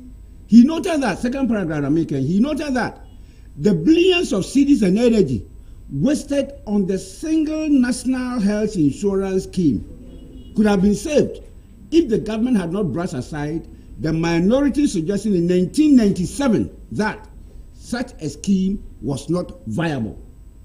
In the MPP for Moka, more research it, na monka chere MPP for Young country honorable say they say and yet MPP for the health insurance by our parliament 2000 and Omoka we are started I a problem but when you see Jaika crack into by na you started and if I heard it right now my shall more pilot problems that crack and a mujaye and muja number almost that was in 2005 so uja be be shasi what does that mean master no be so no buy 07.3 so no buy yes I know kai na no ka so no buy wanga so no buy no more de ba no NDC for SC enye yi and ye work out of parliament wan kana and they are saying adoko for the given opposition spokesperson on health at that time. One was say, I didn't know more but I say any year. Mammy say repeat here. He noted that the billions of cedis energy wasted on the single national health insurance scheme could have been saved if government had not brushed aside the minority suggestion in 1997 that such a scheme was not viable. And now kasa una de buy ye de buy 1997 mo ka se nya na nya yie and ye se be ye ran ya 2000 problems ba mu ye suspend ye and now say en kan ka che 1997 nki ye tie ya en ka yan wisiska and now see ye private health insurance government should do the national health insurance they started in 2000 again honorable who tie na Ghana for nyina so tie and your MPP for the free senior high bagana. Let it be on, you know it. Go and check. 2015, March, April. Mon check it on your phones. Mahama launches free SHS. It is progressive free SHS. Exactly. Say a progressive, a free SHS. Or launching or Utua, Tamana or commission at Amel's E-block. He said it. At that time, we started with their students 310,000, Form 1, Form 2, Form 3, nationwide. Go and read what Napo said in the 2017 budget. Or say, we came to meet huge debts at the education ministry. Title no what's apart from the 310,000 free senior high day na in the following year 2016-2017 we also gave 120,000 the free senior yes we sponsored or what do I say we gave 120,000 boarding students free senior high school education 2016-2017 boarding students 120,000 here nationwide because per minimum dia me one me research maybe unless it will take NDC to bring enough document to convince me because wait it's not about what Napo is saying but what I'm saying is that I have not read what Napo can but per what I know NDC as a free progressive SHS are na day students in 2015-16 but there wasn't in any of the information I know they say NDC are the borders. Which institutions no are the borders no? Oh, through Ghana. So you need to provide better particulars to defend this one. Say Mike. Yeah. Me say. There was a DBA by no free. Asanteman FM. Yeah. Mwe sembema. SEP. Yeah. SEP. SEP. Onumu and as I bought na dino buy 120,000. No. Na SEP intervention. It's not a free SHS. Me say within the SIP. Because even currently SIP and that's your Juma. And you currently in America. Me say within that policy, we got a support from the World Bank. Okay. And then we gave part of the money to 120,000 students in the community. Oman and the pay, Oman the Oman sitting down, money needy and adi. Yeah. And they selected the people. We gave 120,000. Check it. It's there. But that wasn't part of the free senior high school. Free no. Oman just carried as it 120,000 okay, plus 300,000. Okay, 420,000 of them. That was half the total student population at the time. Because at the time, you were 800,000 students in boarding schools and you claim SIP was taking how many? 120,000 and 300,000 day. And you 420. na total ni na ye say the BMP before claim say I didn't say 1.2 ne boy na 400,000 more abeka ho omonka that mean you came to me 800,000 and I'm saying we gave 300,000 310,000 days 120,000 borders into 430,000 which was more than half the total number of students in school at the time form 1 form 2 form 3 no because say the health insurance they work out. No, we didn't work out that way. You want to rebut everything. There have been a lot of misinformation. That is how they are. MPP. No Krasa party. Nabraba for party. Nyachum party. Aba. What was happening was this. Almost 30 years. Almost the snakes pension accumulation. The pension is sika and almost the seed money to start the national health insurance scheme. And the NDC said, now we'll start a scheme here. What a sick I to her. Next year, be pension, says Kano, and now the year for tour at why you went. No, we are not going to allow that. And I'm saying, Chinchina, and you say, we are not going to be part of this matter. Like the e-levy. That is it. Okay. E-levy. So that's what I say. Ever said that, and Famamo, his Herbal Center, Doctor Mohammed Isa Abebiu na product of the Beja Thomas no yebi no ende Mohis de yare ahodo wasa okurum ha kase ye boss wade be chen ona wa brochira ombugu ho ona onya cancer wona na wotimi ena omyere no enwo momadom nyina nyame adom omotimi awo afomba omho atomo amene enegye abefie na Mohis de ode aba no wose Mohis tashi mixture mema muntimi mu adwuma yie mema wakwa no ayemre bema oyere entimi enfro bema mapano miwura so ntimi wura de a bomode ane pebito na ntimi mu awo sanso no Mohis aba mesha no mu amunidi ntem bu awo semanya stomach ulcer me yefunu rene odi ye entimi digest yekoda ya de tia no pa yefunu sanfro no nyina no nya Mohis aba mesha ne be no mu a ebetimi aboa pa ebi eto aduro my Ghana tutu ene yeto bibiduro de obowura ho a wo so epe Mohis heba mixture ana Mohis tashi mixture ne bi obetimi aboa mo nya bi ato sounds no my Ghana bi ano kwa obenya bi nemom Mohis akache ebi apesa ko doctor ona doctor timi boa wo ehwe ona yare no etimi etikọ prekopedia na obekọ Kumasi Odium Bodi Junction ho ena obehu Odium Junction ho ena obehu no Mohis heba na kache no se o do taxi for no ho no mo pako bebre bu so mo obi na do be kom sisi yare na o musu nyina no Mohis Dawuro ma nyina no nei etukọ akura no bu a fa drop ya waje ketua bi fi se Mohis na bu a no mbende watime asaja na so a o san bo adwuma ede aboa amoman no etime atumpon and 0249 616937 0249 616937 for doctor na afi ontumi enye so chawa ni sa minim so be fire be fire idea but meet you say Mike Medasi good minim say walas die oya ya mi senior in this business your friend of communication na most of the time so our facts and mitati enu susu pa esua dia friend ho so unfortunately and then he has not been his best. Natiemi Wahaya 26 August 2003 NDC accuses government of deceiving Ghanaians, and this was on National Health Insurance Bill year passing.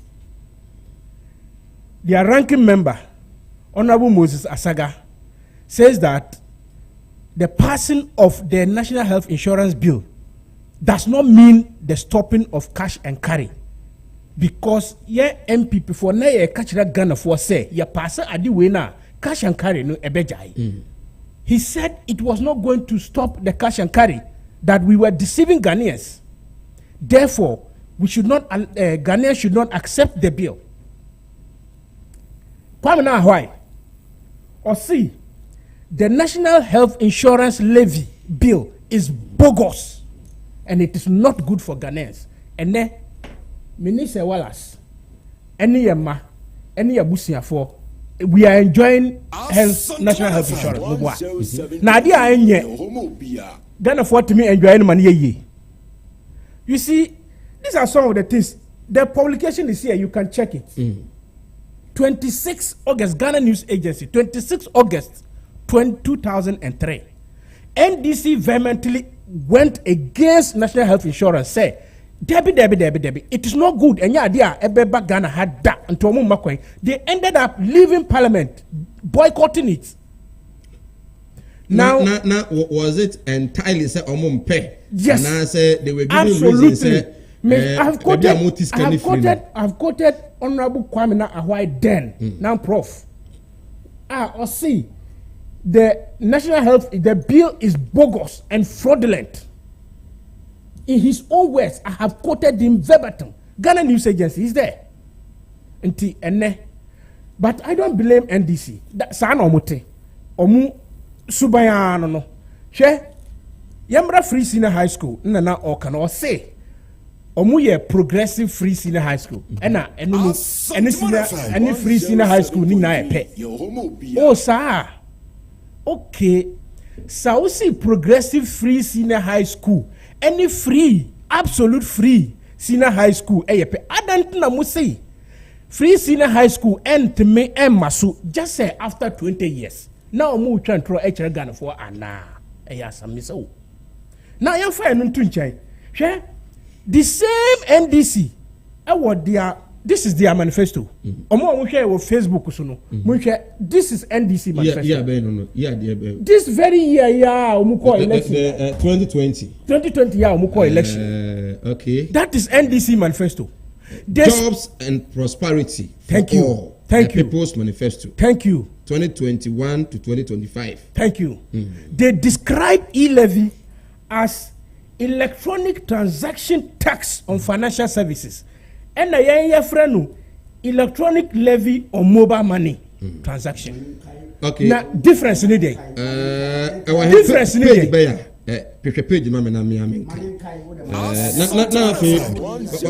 One boy. You are going to ensure a uniform at the kind of now we are electronic transaction. So I have not even asked you to show me where you were reading from. I decided say me more na me decided say me the betre. Chama ode no page bi mama page say. No sentence no. My name me ameja kan.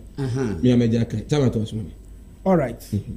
NDC describe e-levy as electronic transaction tax on financial services. Okay. On financial services. Yes. Then a financial service. Young family chimu. Electronic. Abafo FDA. Transaction. Transaction ya den. Enya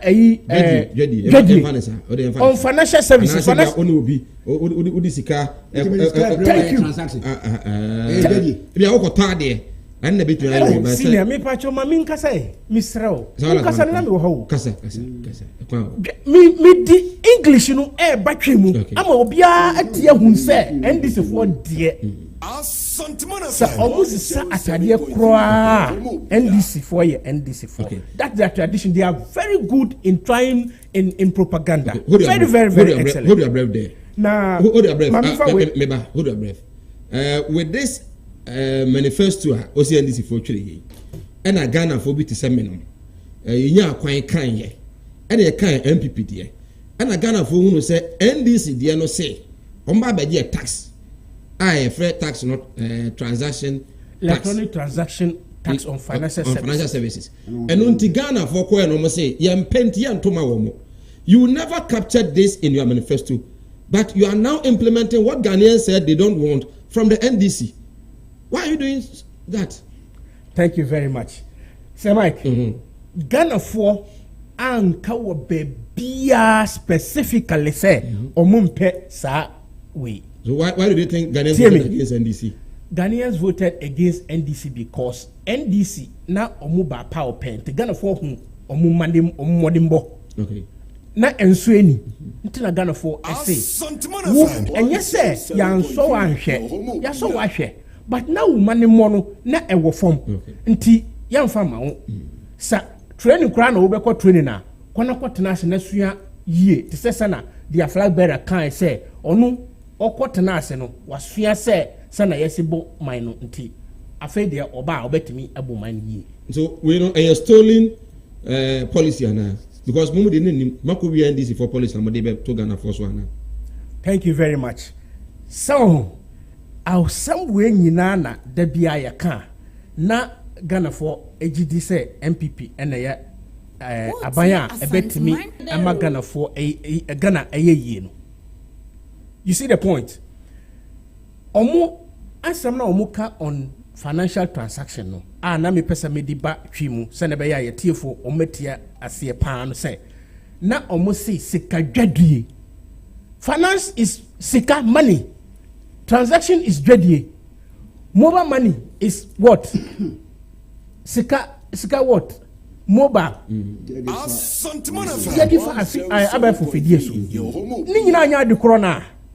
The point is that na manya majo somebody beba. And this is for your majo somebody beba. Samaki, governance. That is my question. Governance. Okay. Governance is dynamic. What must say? Yeah, bano. Na ye nime say COVID beba. No, bia nime say COVID beba. In 2000 before COVID ba ya no miba. COVID ba ya no. So ufani say na eni ye manifesto mu say ye kwa koto nose mask. Ene ye koto nose mask dia ni ya dia it doesn't explain well because governance is dynamic.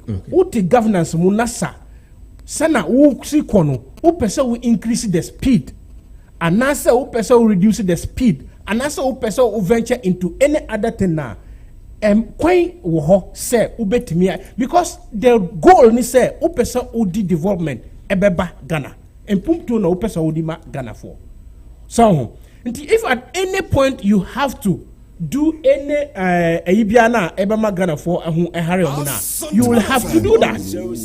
So if we didn't put it in our manifesto, say Yababe introduce e-levy, but we put it in our manifesto, say at every point, we will introduce taxa. Yabayi tax bimu efremu.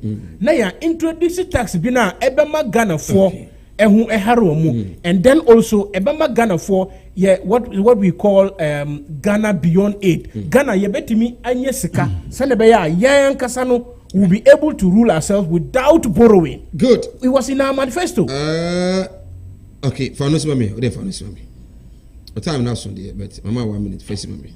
Okay. Good. Enti niami can say sa the former foreign minister Otena Hanasa Osi NPP nyoma pabia ye di baba Ghana no NDC for ya omuku etiana eye no kretrodo onya from so bia he has set the examples okani nyina this e-levy aye kai it's something very very good NDC for nim say eye good ema Ghana for but chese na omuku etia ukai say Idris Haruna omu minority leader in parliament or see after a careful engagement and listening, on what you to say 11 year, nemu the percentage no na high, ntike ebeya yenye no 1% mobwana. So what are we talking about here? Until let's be fair to the development of Ghana. Na yamfa Ghana for kwan papa bieswa Ghana for benye amputu 107.3 Aisha dwedie so kokra e de bre e Asanteman na Ghana adihye nyina ta wuji hudi a bowudin obode e de adoma chede bi adumu na e kyese ebepie wan na eso won sade wepie no obofo kra ene wan ene wo bre no a enie se wan kasa wano a wisi e wa kan kase bo bi kan newscasting post presentation program hosting announce morning show so betimi adi dwumai e wo eye video so anasa kasaponis me TV anasa radio so kwa dia enye ye ntentem we netu na mo America tentem na mo nto bomadi afo ni kiremu awaye Asanteman FM awaye kumase bompata tentem so abra na veje wo form with cool 50 cedis na wonso beka aya kansie no ho na de obedi nkunim awaye sa kansie mu no aya dia ye ma no 1 year contract awa Asanteman FM de diskabotene so apini so de otoso mienu ye ma 6 months contract ɛwɔ Asanteman FM yɛde sika bɔtene so atra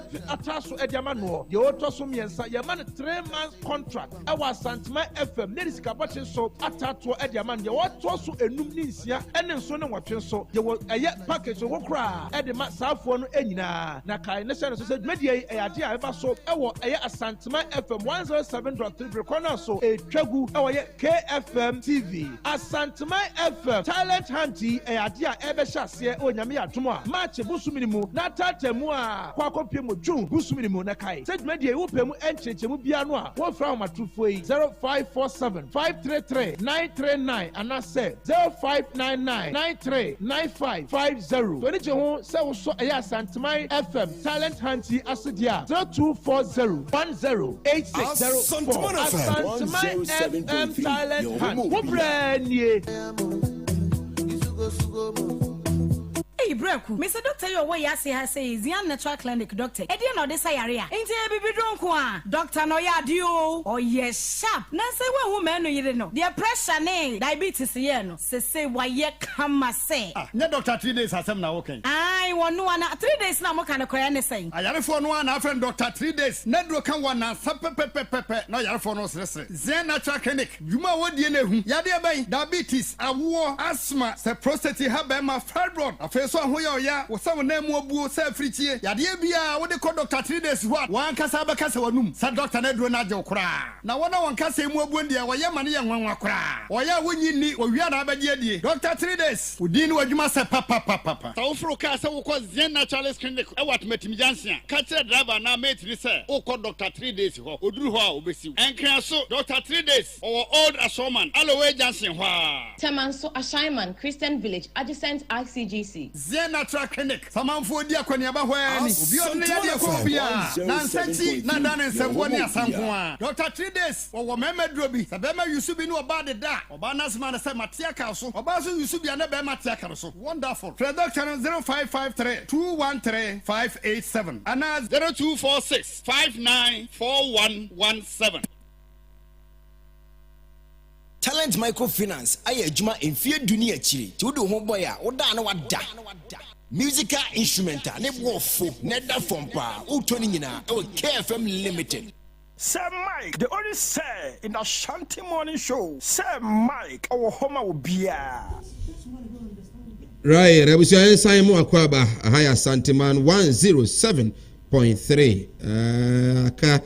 21 minutes to strike the hour of 10. Not yes, sorry. So Asanteman talent hunt no eguso match bosumi na yes chance nti newscasting we are there sports hosting live worship obetimi ayama na fata betimi hostu ama na ye kama sanso na morning show any other programs obetimi hostu kama yesebra your radio stations no ye be num e my Ghana nti oba na omode mbodo so ani a ye more opportunity ma so no oni so ade hunu no etumi adere na emum we no nye wo a wo nhyedan ko training bia wo na bi so tifie no a semi mukasa wo se bi wo ha ko media school no pero wi wo tifie onya adwuma enye mo ba ebetumi ero fan titie mu yehu se wo be ya de be pick forms na bibia ye kama ebetumi ama adwuma ama watumi aye forms na 50 Ghana cedis pe ye bompata na yekumase wo de odu don keka na grant office no nche ho a ana se odu primary assembly ho a busa se oko NCC ana rent control kwa ne wo abrosa kese pa fe hana Adumakos Plaza ana Adumako plaza imu na ye wo the last floor to for abu sabosa no kese mu fe ya na ibutu na obetumi afre 0241 721523 0241721523 frɛ bajo so na afiatimi any wedding komo ye wie komo na so do de aba yenwie any police stations and afi me sha so sabalas police station elections and akrabi on Ukraine because yes and the title is financial sector policy and then it has a subtitle of Financial Stability, Development and Inclusion. Exactly. Please, page 16. Exactly. No, I'm just giving you titles to go every... Now, Kaya, we will encourage the financial institutions to implement a uniform financial transactions levy. Okay. Read it. Or you are what just is happening in this? Chairman, you are read just it. Okay, give it to me. What am I wearing? What do you want? Just somewhere. The But thing the is, chairman I back where you normal be, but we selected what the and I'm saying double standard. No, one woman na select here. Yan ko MPP ne ada. Me check you say. Say no momo. Say who send this car? My main kind is simple now. My main kind is simple. Financial sector policy, financial sector stability, development and inclusion. The point 4. Set up a financial service authority to regulate, not that one. No.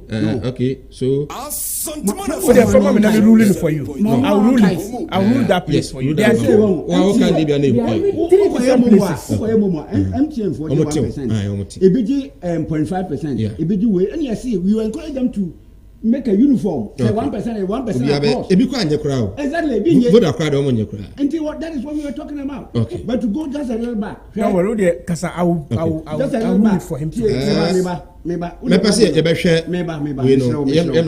We inherited huge debt at the education ministry from Nana Opoku Adjuma. That's Matthew Opoku Prempe. 11th of August 2020. First paragraph, second paragraph, third paragraph, fourth paragraph, fifth paragraph, sixth paragraph, seventh paragraph. Mr. Speaker, he was speaking in Parliament. Napo. Yes. It is also instructive to know that under the progressively free senior high school policy touted by the NDC when it was in government, they left arrears of 30,120,552 in respect of the 2015-2016 academic year when the program started with day students only. That has since been paid. That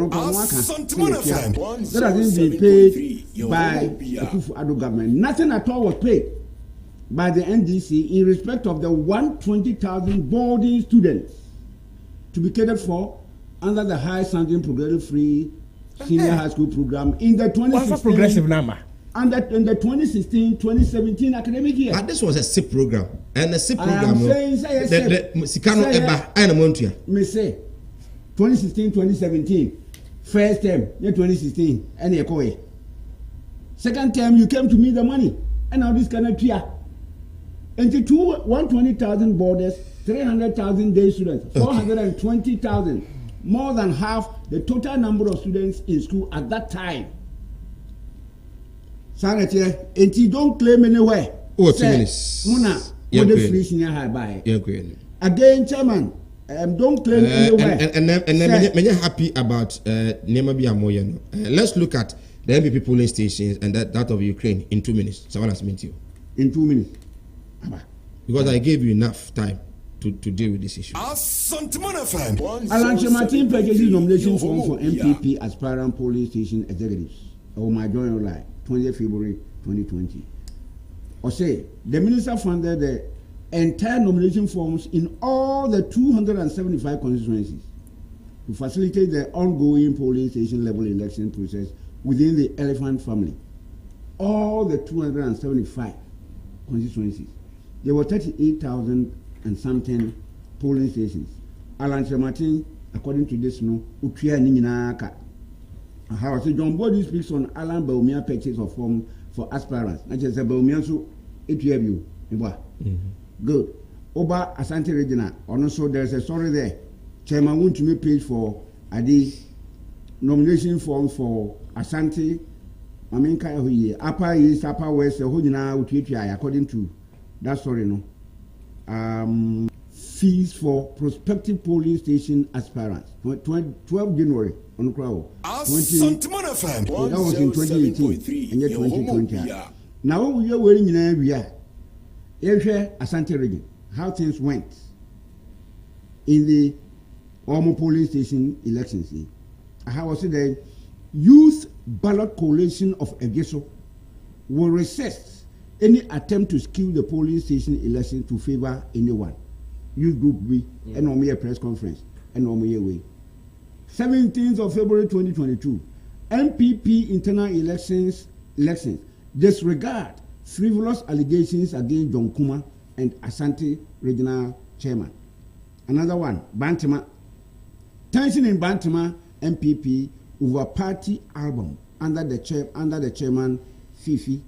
Bantima so was say MPP internal elections Bantima constituency chairman, organizer, accused of including NDC members in their album.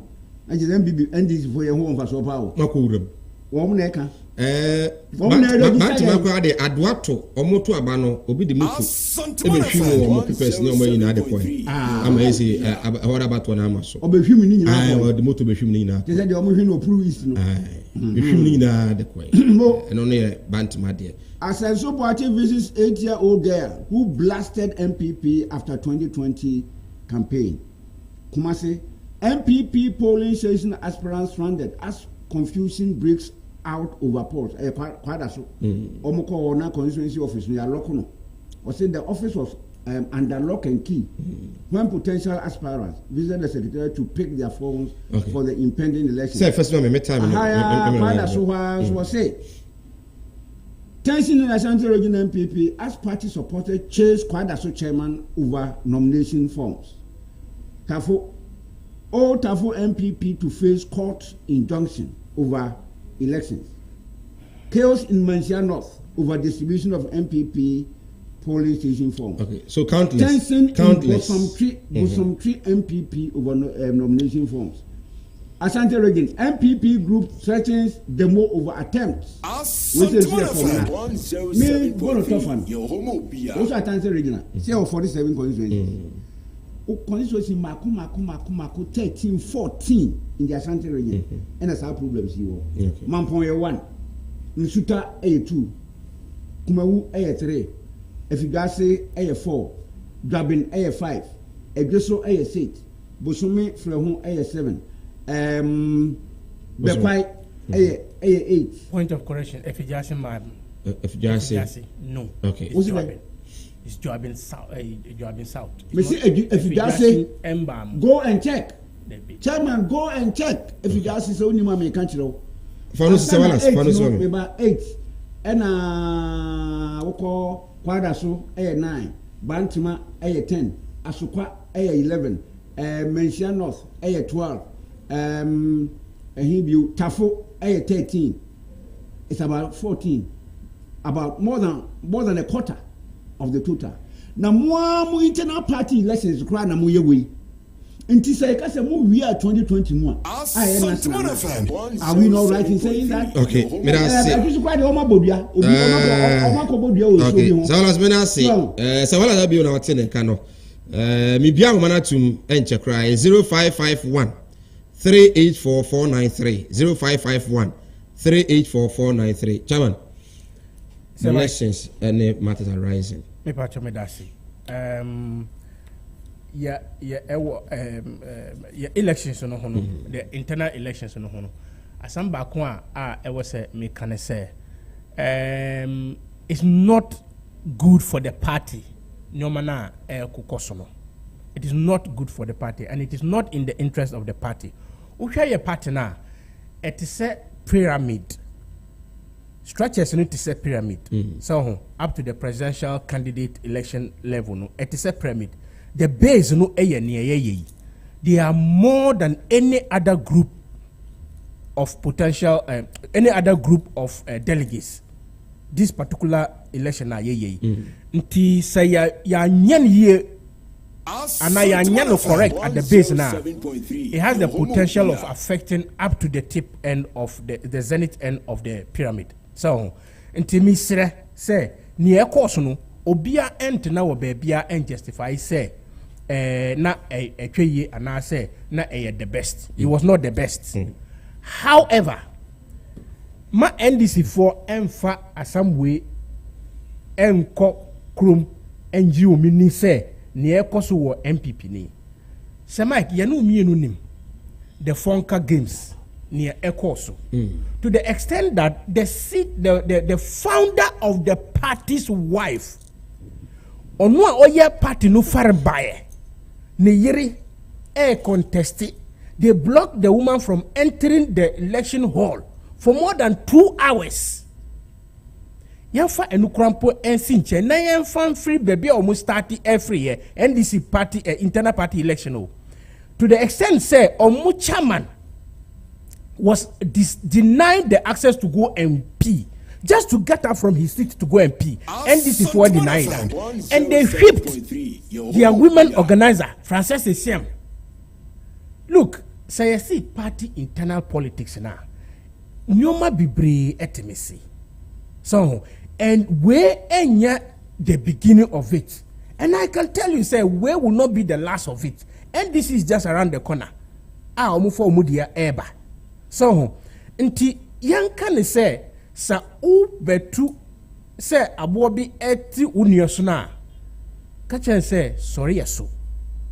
So, enunu ene here. They should use this one to learn lessons and then make amends na omudia na eba no.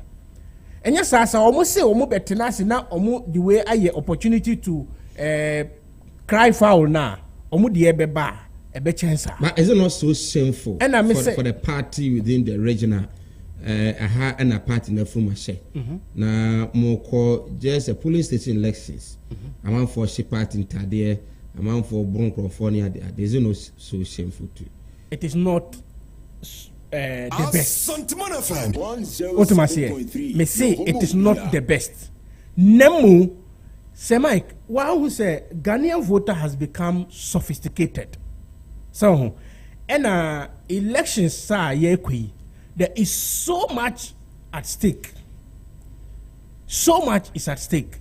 Nti na medical can say, enya idea obi ebet na bebia e justify no. But when you look at pocket of winner ebasona and odi to the larger win sona it is not any percentage bia ebe hasa. Do you call this pocket of violence or misunderstanding? Say well as etna I'm asking because okay, just 13 divide 13 by 47 you will get 27%. Most of the constituencies it is not even have up not to yet 30%. had their elections. So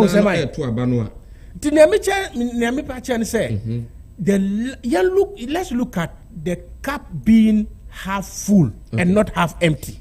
Okay. What am I saying?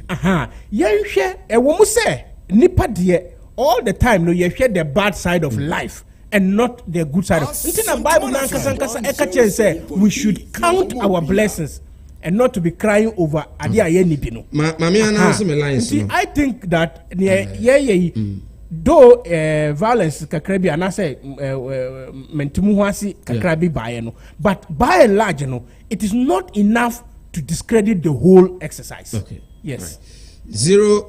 0551 384 493 0551 384 493. Yeah, a few minutes of Friday between afal 0551 384 493 0551 384 493. We say good morning, Sir Mike. Tell Uncle Wallace not to behave like the others. They never introduced free SHS. What they did was bad progressive SHS. Okay, Ebenezer Kosa, and so they are also the Abba. I don't know. We say hi, Sir Mike. Kindly tell Sir Wallace to stop that propaganda. When on earth did they introduce free SHS? Why do they now want to take over every good thing that the party NPP has been doing? Nanado, the best. Okay, Yanasi, also the Abba. I don't know. We say Kujo Amingo. Amingo say good morning, sir. The polling station elections will never see a peace if they fail to reconduct the elections again. Those of us at Kwaso will not agree to what has happened. John Kuma thinks he is very smart. We are more smarter than him. Okay, I mean, go so dear. So the Abba and no, very, very interesting issues are a free polling station. Also, we say, Sir Mike, please help us. What is the fare from Kumasi to Accra? What is the fare from Kumasi to Accra? Actually, my name baby I will file kind of free there. Until I can't speak much about that. But so hello, good morning. Hello. Good morning, sir. Hello, morning. We are free. You're from Edu and Edu. We can free. Right, Eddie Uncle. na MPP for na nkata ana on beta we so ana ehu dia na kasa on beta eti ngwase o mo nnem nyina eti o mo mfiri ho wo ba yo so ba fi eche why school away why no wonai na Ghana scanner say wo president do ba wa be die eni ngwase o bu ma MPP for so le mo beta we so na o mo MPP for kana ko mo mpata MPP for be kana kura no o mo nyai de amamu no mu bu na ajo mo nsem hu we mo fa na mu timi fanfa akufo na o se fi eche no o ye o so school o do kobie o fa ni ko school o fro na o ko shia na fofo asa no be do president no se se o si mu ni ma na de se adjacent to for them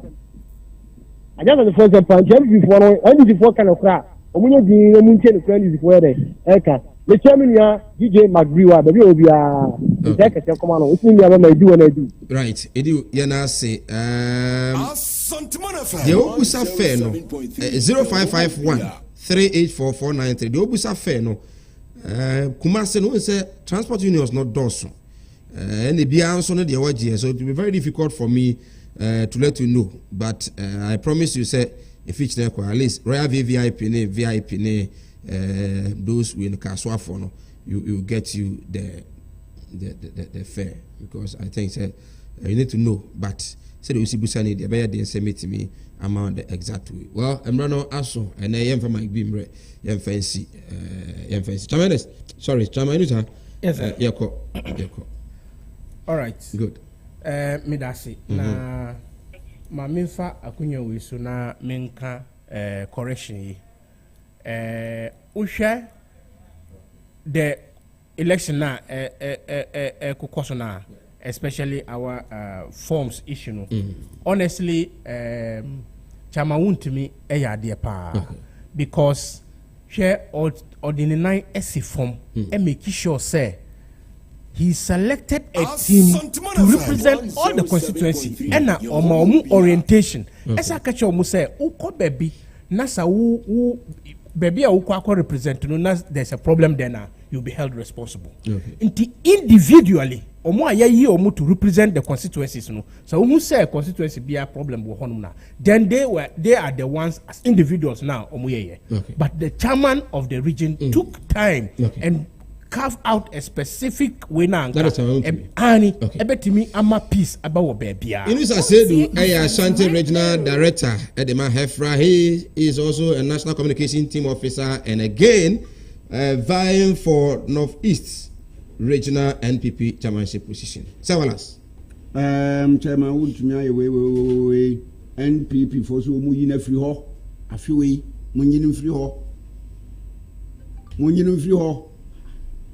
so hu na o ma peace ma Asanteman mu ha ade untumi kwantokwa we ti musimu yin afri ho a mo yire mo ho yin free ho chairman odino hu ni hwan nyina o mo de bo na task o mo timi nya djuma bia yin free ho mo yire mo ho foreign ministry said that omo mba wo ade kure nyina obi a abusuafo omo hye na foreign minister obu Ghana for there obi owo apa is no hwan no ontwam mesin mrankran adentina mo form team regional basis Kumasi higher center ebi otamale omo tamale area nyina no fa foreign ministry official good advice na bi o ha na yam mrankran ma ye dan good ma ye dan ayoko ye ma ye dan Wallace yana say Sir Wallace Abebio administrator at the NDC here in Ashanti region meeting. That is Mike, or the Jumadi share my the bread war. The producer, Augustina. Yeah, sorry, I'm a DJ Mike B. In fact, I don't know why a Fabroso. Pa. Yagro, or they are mon joining Facebook, YouTube, and nothing more. And why a Fabroso pa. Or any suit, no, and then a tie, no, now any shoe, no. Oh, what a gentleman. Good. It is a mic. Nami adu mochina. Ibisia. Yakramu.